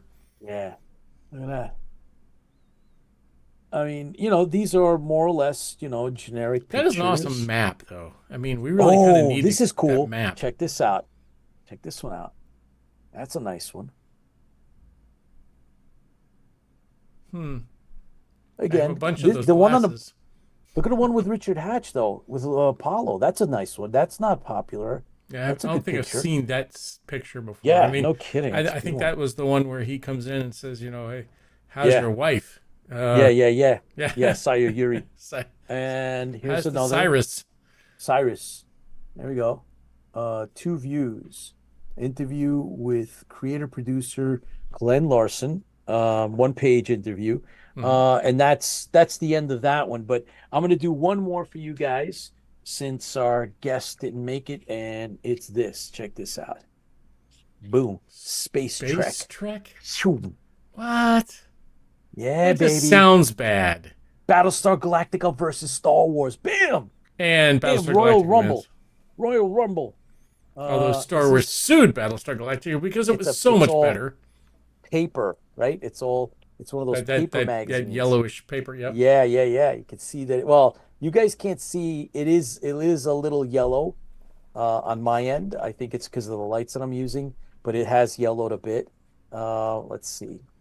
Where is the actual article? I want to get to it and just show it to you guys because this is pretty cool. Yeah. Okay. So it's not very in depth, but there it is. Well, There it is. tell me. Go to the end of the article and tell me who wins. Yeah. Okay. And yeah, go to the article and find out who End wins. of the article is who wins. Well, I don't know. I think we Oh. might have our guest. Oh, This wow, may got our guest. actually be here. I think Vincent is here. All right, I'll get him set up. All right, cool. So, while you find, him up. wait. I need to know What? the ending of that. Come on, while I set Vincent. oh, you want to know the ending? Forget about the I ending. wanna Forget know. the guest is this is not important. We'll talk about this another time. Bring Vincent on, man. Forget about the magazines. I'm just doing that to buy time. So we are really, really lucky to have. I mean, we were just talking about some of his work. So Vince started his own special makeup effects company at the age of 22. New Jersey. Originally in New Jersey and New York. Yes, of course. Yep. And then later moved to Hollywood for 19 years, specializing in prosthetics, creature effects, design, animatronics. Big breakthrough film came in 91 when he was asked to take over the prosthetics for Michael Mann's $60 million The Last of... The Mohicans. It's The Last of... The The Mohicans. Mohicans. It's got to be. It's Last of the Mohicans. And I mentioned, I was talking about this. I almost made it as a background extra on that movie. Missed it by a week's casting. Couldn't do it. Work came first, but I had friends that were there. So we have a weird, degrees of separation. But Vincent, welcome to Interfleet Broadcasting. Thank you for taking the time out. Appreciate you coming on. Thank you. We were talking a lot about your work. We actually nitpicked something that you had worked on many moons ago, and it was from the Battlestar Galactica show that never happened. Yeah, I worked with Brian Singer on that, and actually, what happened is that I got a meeting with Universal, and then before the meeting, Universal, we put what you call a pitch meeting, a pitch display thing together, And so we did like a design of the Cylon, like my version, which was kind of a mashup of a Gladiator Cylon. Yeah, it looks amazing. And then which Mike Marino at the time sculpted. We blacked out all the curtains and did this like secret thing in the shop on the corner. And then I sculpted what I thought would be what a Cylon would look like as a lizard, because the whole myth of it was that they were once lizards, Right. intelligent lizards, and then they died off. And before they died off, they put that consciousness into animatronic or robot type constructions with their memory or soul in them. That was kind of the lore of this race of lizards, of the Cylons. So I tried to put like what would one of them look like, and so I also did like this scaled version that I sculpted of Oh my like, gosh.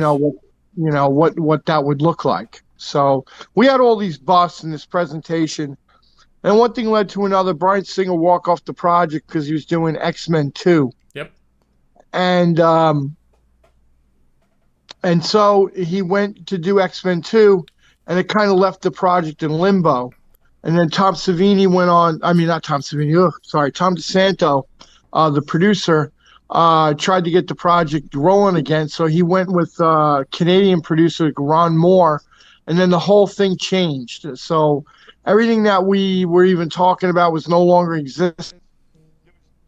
None of that, Oops. So There we go. there was none of that going on. So other than that, yeah, it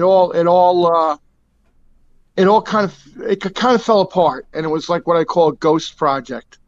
So the project became this thing where it was there and then it was gone. And so a lot of those happened. That was early. It was early when I came out here to California. And so when I was working on Chainsaw Bob Strikes Back, that thing came up because I was here in LA, and so we tried to get the show, but like I said, it didn't go to plan.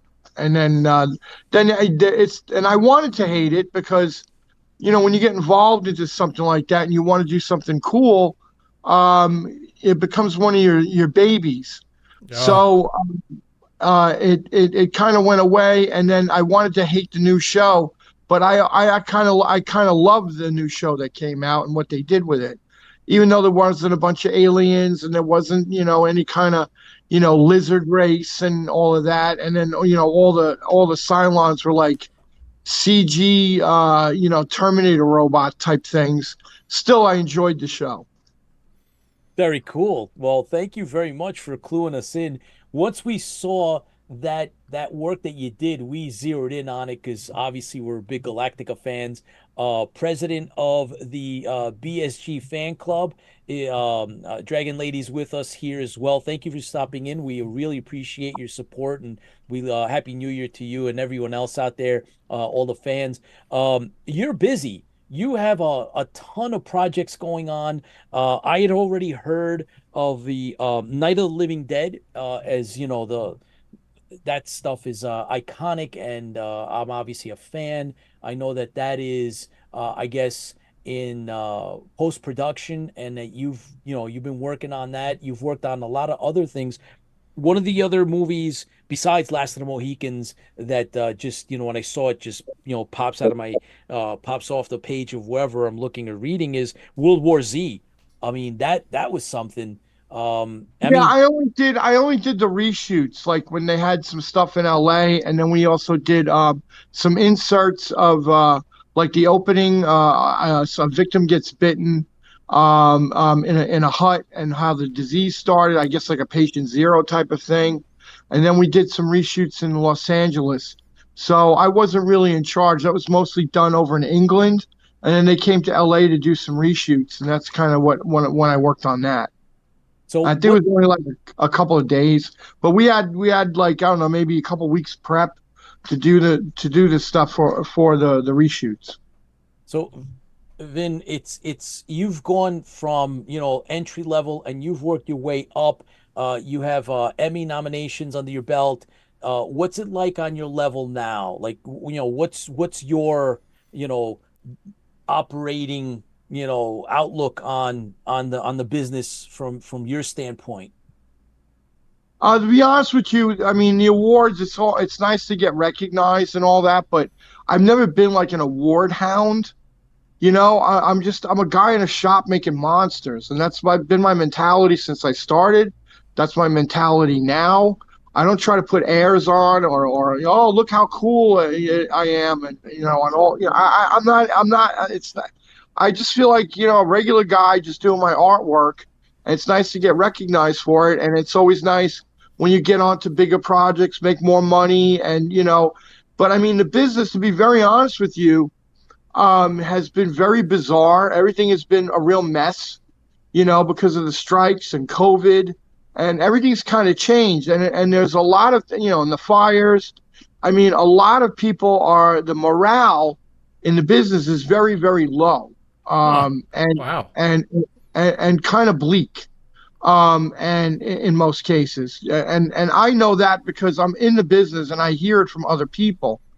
So my whole thing is I try to keep kind of a focused alleyway only on my stuff, and any negative stuff I hear or feel like that I think is going to affect my business, I try to deflect it and say, no, I'm not going to listen to that.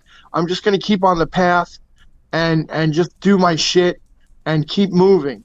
And the business is going to be dead, and this is happening, and this is getting taken away in the far, and that all might be true, but I don't know. In some cases, it doesn't happen to me the way it's happening to somebody else.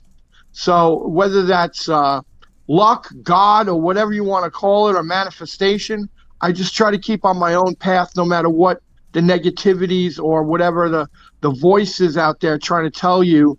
It's, everything's collapsing. I don't know what to tell you. But that's my mentality on keep moving forward is the whole thing. Because if you don't, you're quitting. And if you're quitting, you're not going to get anywhere. It's all over with. It's done.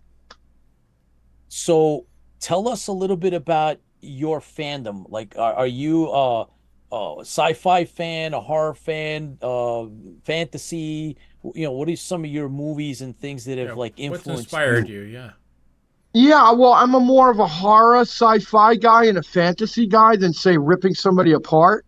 That's not really my even though I do it, it's to make, listen, I do it to make a living, and I also do it that if it looks realistic, under the time or budget, great. And if it shocks somebody, great. But I'm not one of those guys that relishes in that stuff. I like fantasy and horror and sci-fi. So I'm more like The Thing, Legend, Total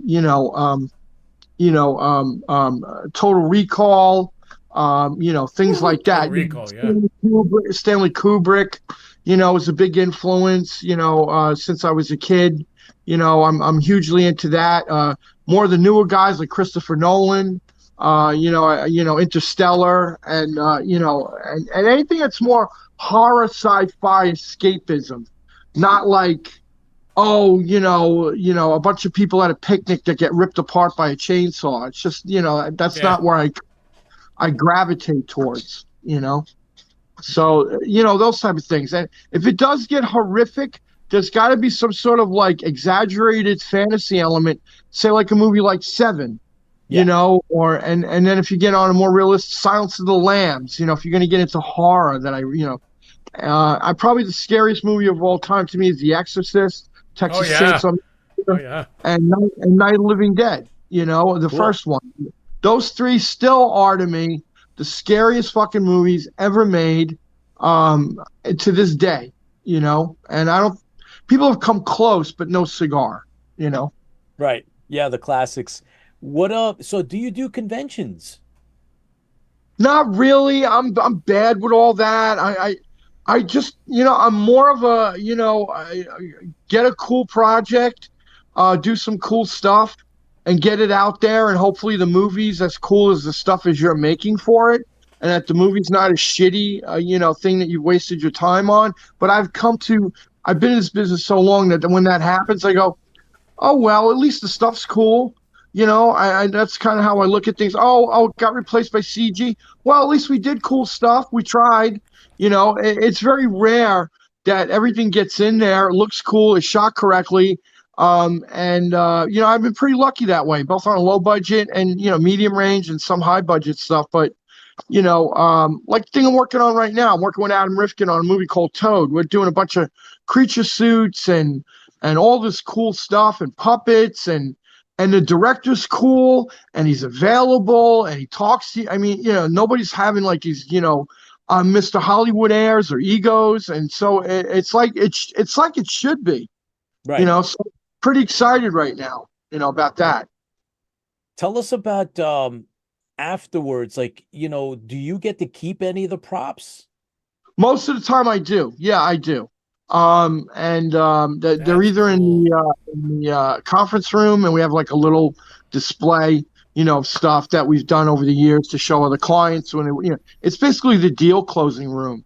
You sit there, you have a meeting about the script, you break down all the effects, and then that basically is what gets you the job or closes the deal. Besides your resume, your website, and your reels.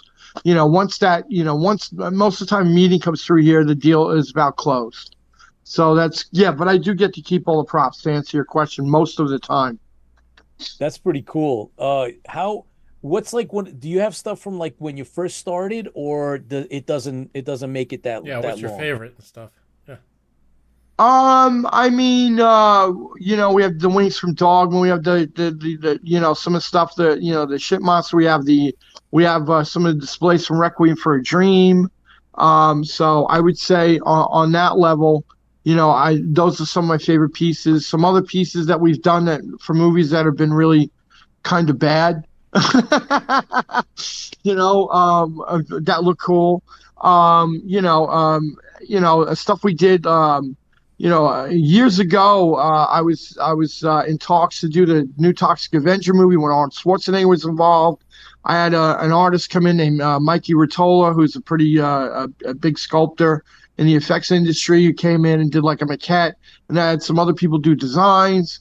And so, I like that display. I mean, those are some of my favorite. The other one, which we did a retro commercial, this 90s commercial, which became a very viral, famous short that was kind of inspired by The Thing, so some of those displays are my favorites in my conference room. And the heart from Less Than Mohicans. Oh, wow. There you awesome. go. Oh, boy. Wow. That's cool. That's awesome. So yeah, I can hear. I'll show you real quick. Oh, no yeah. way. Heck yeah. No way. What? Oh, man. And you're in your work studio. Yeah. We're working a little late. I got one guy in here, Josh Wazulink, who's oh my God, what is that? Oh my fucking God, what was that? There's the CYLON. Oh my God. The CYLON? Is that the CYLON? Oh my God. Oh boy. You better insure that now. Oh. Where's that studio? Is it having an alarm system? Beautiful. Yeah, we're behind the Burbank Airport. Oh my God, that's awesome. Oh, wait a minute. I gotta share stuff here. Here's the embarrassing part. Okay, here we go. Look at that. Holy cow. Inside look. We're like, Hang this on, is let me like, get an exclusive, man. Look at this. Wow. So these are all the stages of Requiem for a Dream, where she's slightly overweight, mid-range, getting very emaciated, and then final stage. Wow. That is so cool. This is a body from Aftermath from Darren Aronofsky, which Arnold Schwarzenegger starred in. Oh my gosh. Wow. That looks so real. Yeah. I mean, that's the idea. Insane. What kind of did you go to school for this stuff, or? No, I'm self-taught. Wow. I was under Dick Smith for one show, but I was already learning myself. But no, basically I'm self-taught. I wasn't one of those people. Oh, I got my start with Stan Winston and worked. I made a bunch of, cleaned up the floor. That's the thing. I just went out and started my own stuff. Wow, And that's then Dick Smith- incredible. And then Dick Smith just kind of came in. This is from VHS, another favorite Oh, Nice. piece that we worked on for VHS movie. Oh, wow. oh my Ooh. gosh, that's good. That's the Green Hornet I did for Kevin Smith when he was about to do it, and then that whole thing kind of another Fell ghost movie that fell apart. Oh my gosh, Too that must be bad. heartbreaking. It is, but after a while, you get such a heavy sheet of armor around your heart. Dude, But that you don't- Cylon. Oh my gosh. Can you go back to the Cylon real quick? Of course. That is my dream right there. Oh, my boy, gosh. look at that. Oh my gosh. That's insane. I'd love to hear your inspiration on some of that. I mean, I don't the markings honestly, on the chest. It's like I'll be honest with you. It's a Cylon mixed with a little RoboCop and a little bit of a Gladiator helmet that I looked through when I was looking at, because I saw Gladiator, and so I had that in my head, Russell Crowe, and so that's where the headpiece kind of has like that Gladiator helmet look to it with the spikes, because wow. I mean, it's like any Roman movie from the 40s, you would see that. Yeah. So we incorporated that with the overall design, and there's a little bit of gesture of a RoboCop, type of influence in there, and then just the Cylon. So I kind of kicked Kabash some ideas. And then the writing on the chest piece. That's That's beautiful. actually it's from a Cylon. Remember the monogram Cylon kits of the Cylon Raider? really They had those They had writing on them, and so I took one of the writings, either from an episode or from the ship itself, and then we just blew it up and made a decal out of it. What? wow. Holy, what the heck? That's And insane. Did you envision the eye go back and forth, or was it? Actually, it did for the presentation. It's been many years, so it's wonky. So it's not repaired. Right. Yeah. But I was yeah, just it wondering actually- if that was your vision. Well, yeah, it's in there. It actually worked. Yeah, Oh, I think I have wow. it on video somewhere where you can see it working. Wow. Gosh. That is freaking awesome. And then we That's added awesome. we added the rust on there because the presentation came up, and when we got the chrome back, some of it allocated. So, which means that some of it was not sticking to the resin properly. So I said, well, okay, let's just rust it up and make it look like he's a little damaged or a little rusty or a little worn, like a warrior. Yeah. He's been in a few battles. So that helped with any of the allocations that we had or the problems we had with the chroming process.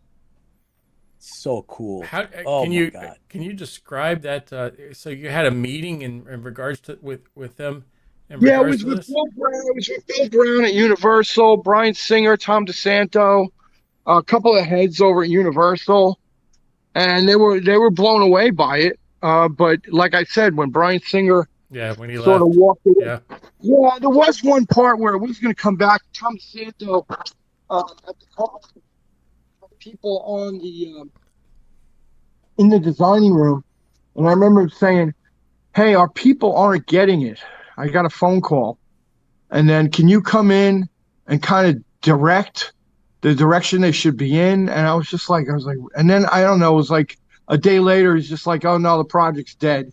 What? He goes, "Yeah, well, that was then before he went to Ron Moore again." Yeah. And then it became a whole new thing. Whoa, what a shame. This was going to be it. This was going to be the bridge between classic, right? And the now, then now.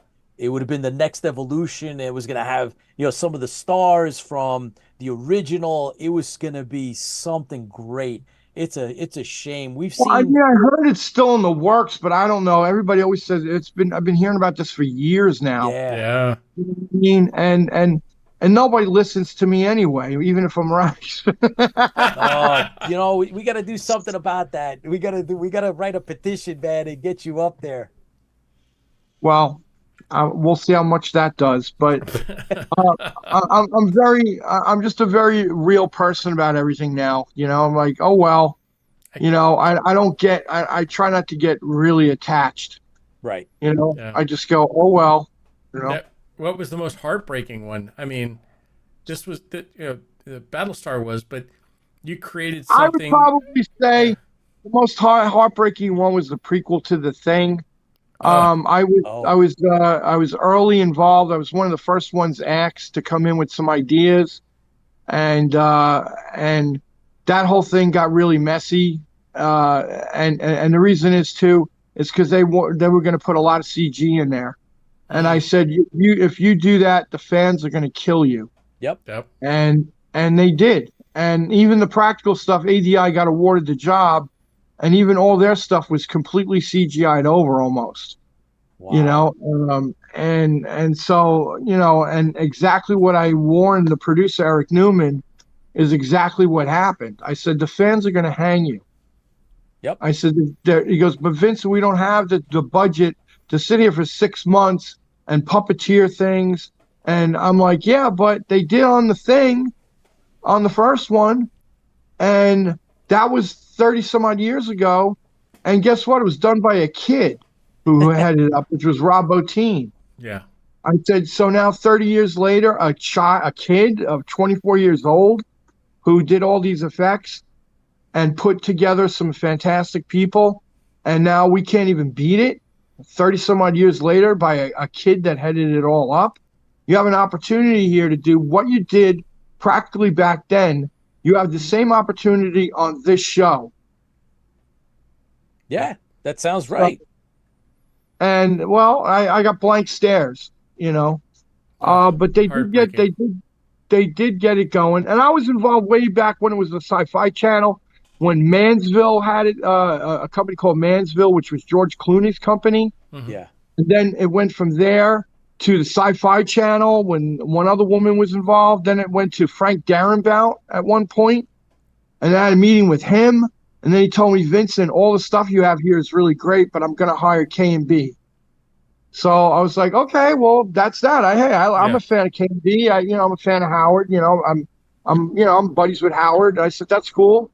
So, and then all of a sudden it went back to the original producer of the original thing. And I had a meeting with him, and then they were going to get it going again. And then it got tossed to Strike, who was Eric Newman, who eventually did the movie. And that's the movie you see now, Wow. So it had a long road.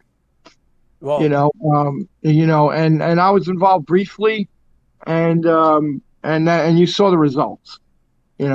It's an okay movie. It's just the effects. They look like something you would see in a video game. Right. A little bit. Some of them are excellent. It's kind of a hit or miss type of thing. And if you're looking for The Thing, real fans of The Thing, yes, they want practical. Yep. Yes. That's what people want. They don't want, it's kind of a cool video game graphic. It's not what true effects fans of the original movie wanted. And the thing they told me when I came in for the meeting is, we want to bridge the gap between what Rob Bottin's style is and what we're going to be doing on the new movie. And I said, okay, cool. And that's not what happened. Everything changed. That stuff doesn't look like it was in the 80s. No, it doesn't. No, exactly.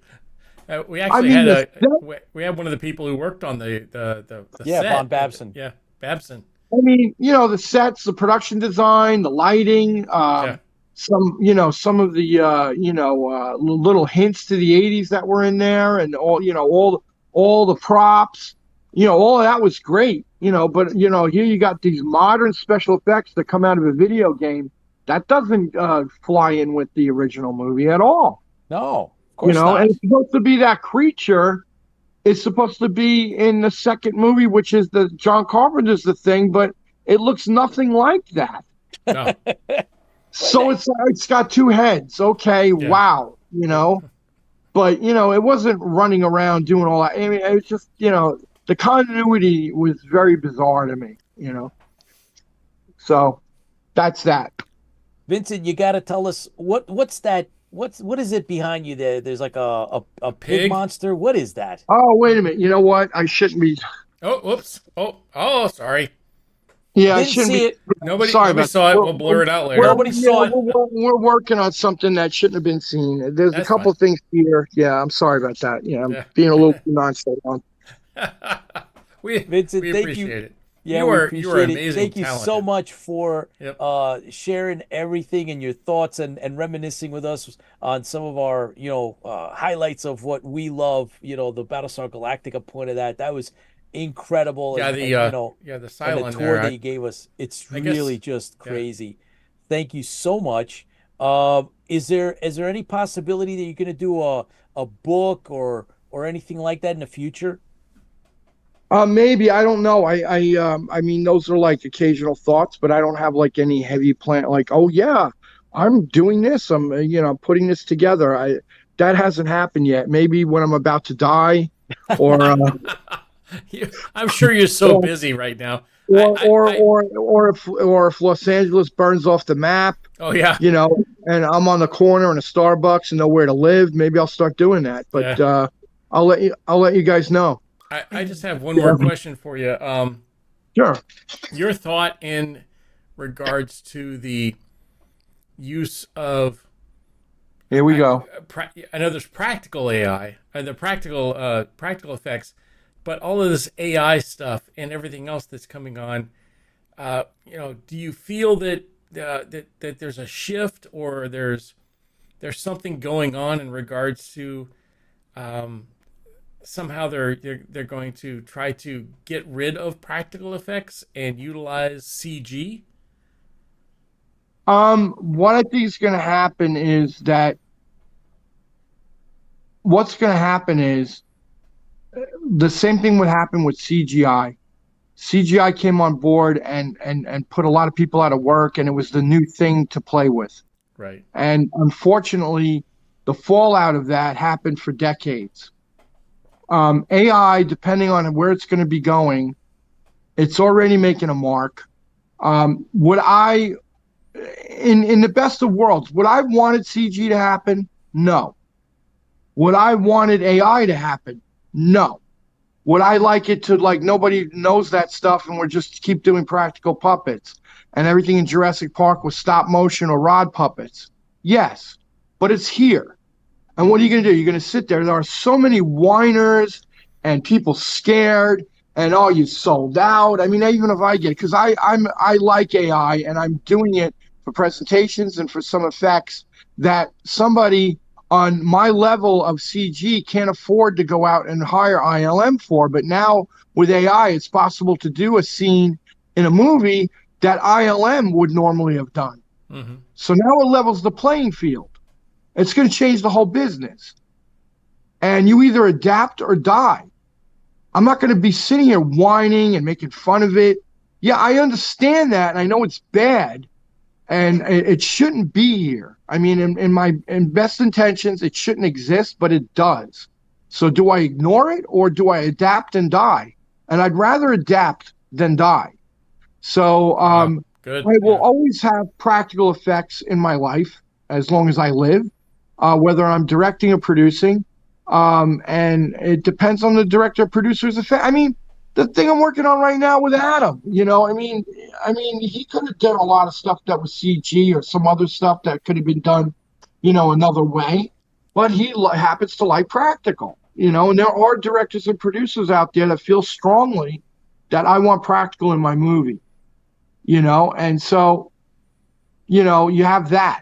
But as far as where the future is and what's going to happen, and am I going to sit here and whine about it and be a little, oh no, I can't do that. It's just not me, Mm-hmm. and I saw the impact CG had. So, and I didn't join, even when I didn't want to, but now I'm learning it. I have to, because if it's going to affect my business, I have to know how much and how little. You have to know your enemy, in other words, if it's your enemy. Make your enemy your friend. Good words. So, that's kind of my mentality on AI. Well, thanks for straight shooting, Vincent. I really appreciate you coming on. And I know, the tour was definitely a highlight. And if there's anything in the future that you want to come back and you want to share with us, promote any of your work, yours or otherwise that you're involved in, we're here for you. We'd love to have you come back and spend more time with us. So open door policy, whatever it may be. We love your work. We love all the stuff that you do. This is, of course, we're putting up your website. If there's anybody out there that's interested, there you go. All your contact info. And, all the best. All right. Well, thank you. I really appreciate it. I really do. Absolutely. I think and this was fun. I'm going to tell you something. Bringing on the one guest and concentrating on. I've been on a lot of podcasts sometimes, and they have these other guests that have no relation to what I do. So I was a little apprehensive because the last podcast I on was very sloppily done, and so I'm glad that you guys are real fans, and I'm glad that you focused in on what I'm doing. So I really appreciate that. Oh wow! Yeah, thank you. So it's so important that I think we recognize the people behind. That's what we do. We recognize the people behind the scenes. The people who create the worlds are the writers and the artists and the people who make the makeup and the effects, and that's really the people who create that world for all of the fans. I mean, it's so important that people like yourself, and it just blows me away that you are self-taught, and that's just my inspiration. Well, I mean, I'm self-taught, but I mean, I had also people that helped me along the way, like John Dodds was the first guy I worked with. He helped me. Everybody I've ever worked with, even when I already had a shop and started getting going on the East Coast, and I came out for a honeymoon with my ex-wife back in the late 80s, and I got hired by Kevin Yeager. And then, I learned from him what I liked and what I didn't like about working for somebody. And then, because I never worked for anybody. And then Greg Cannon and then Nick Dudman, who actually handed the baton to me because he left for personal reasons on that show. And that's how I got to do Last of the Mohican. Wow. So there it is. It really is a family. And you actually inspire other people. Oh, 100%. I mean, I don't know if you realize that, but it's inspirational to see somebody who created something. I mean, you're behind the scenes, but you create the vision of our whatever it may be, our show, our video, our movie. Yeah, the fandom. The fandom. You really do create that. And I don't think people recognize the people that are behind the cameras or behind the scenes or they're behind and the that's things. the thing that we like. I think a great deal of people that are fans of this stuff do. Yeah. Because when somebody's a fan, they're researching everything. Yep. The behind the scenes, every minute detail. Movie data. I mean, that's what a fan does. But there are a great many people. I think I don't mean to disagree with you, but if you're talking about the general movie, going public, the soccer mom with her kids, and the construction worker. Maybe they don't know, for sure. But fans know. They look for that stuff. That's why they're called fans. That's it. And that's fanatics. Us and you. That's us. So thank you so much. Here's to you, Vincent. We look forward to seeing whatever else you produce. Thumbs up. Yep. All right. Take care. Take care, Feel guys. the fleet. Thanks, Vincent. Hope to see you again in the future. Stay Anytime. safe, by the way. You too. I will. I got close, but I'm good. Later, guys. Later. Take care. Outstanding, man. That's just unbelievable, right? And the idea that, that's what we're about. IFB is about, not only the front, the faces of the fandoms, right? We are big proponents of what is behind and the world builders. That's always been a part of what we do. We appreciate all of you coming on, all of you staying to the end. We had a great interview, great guest, a little bit more insight into the the DeSanto Battlestar Galactica that never happened, right? That The was show. Oh my gosh, that was amazing. Can you believe we got to see the actual Cylon? We got to hear I what so the new want to take was break gonna be. into that location and steal that, by the way. It's so cool. So everybody, please don't forget to give us the thumbs up. Thank you, everybody. Our numbers are 37,000 plus and gaining. We really appreciate all of you out there tuning in. So don't forget to tell your friends. We're here on Thursdays between 8 and 10 o'clock Eastern time. We do specials from time to time, so watch for those. There'll be more updates on our social media, so please watch for that. We have the Stranded Warrior coming out. We have the Tower Protocol Resurrection that'll be coming out, and a trailer for that as well. So thank you for supporting. Thank you for everything. Autographs are going to be mailed out this weekend. Yes. Thank you, Tipsy Toaster, for taking that on. Jack Stoffer is going to come on the show soon. Jack is hang on. Yeah, we're going to get a date for him. I don't have the schedule right now, but yeah, so I just met he's with coming. I think we have a couple of days we listened there, so we'll actually have a schedule. Jack will be coming on. We'll do a Battlestar schedule, and we'll do a a retrospect on his looking back on his acting and because he's done more. He ended up he's moving done some up. amazing He's done a lot of stuff. I love his stories. We've spent many hours on the phone with him in regards to talking about even a commercial that was on there. He talks about everything. It's amazing that his talent and his stage performances as well. So we'll get him back on. All of that. We're going to get him on, and we'll talk about everything from his Battlestar days all the way down. But all the way down. It is Paul, 10 o'clock, so yeah, it's a little bit past. But John Repper and Paul and Mike DeBrune and Erica Lola, all of you guys that are amazing. Thank you. Dave Francoeur, everybody that's been on, everybody that watches us in the future. Thank you so much for tuning in. Don't forget to look for us next week. And here's to you guys. All the best. Stay safe. Fans, fuel the fleet. Tipsy's empty, but no, I got a little bit left. Get a little bit left? All right. Well, here's to you guys. Thank you for supporting. We love you guys. Take care. You guys are amazing. Take care. Love you. Bye.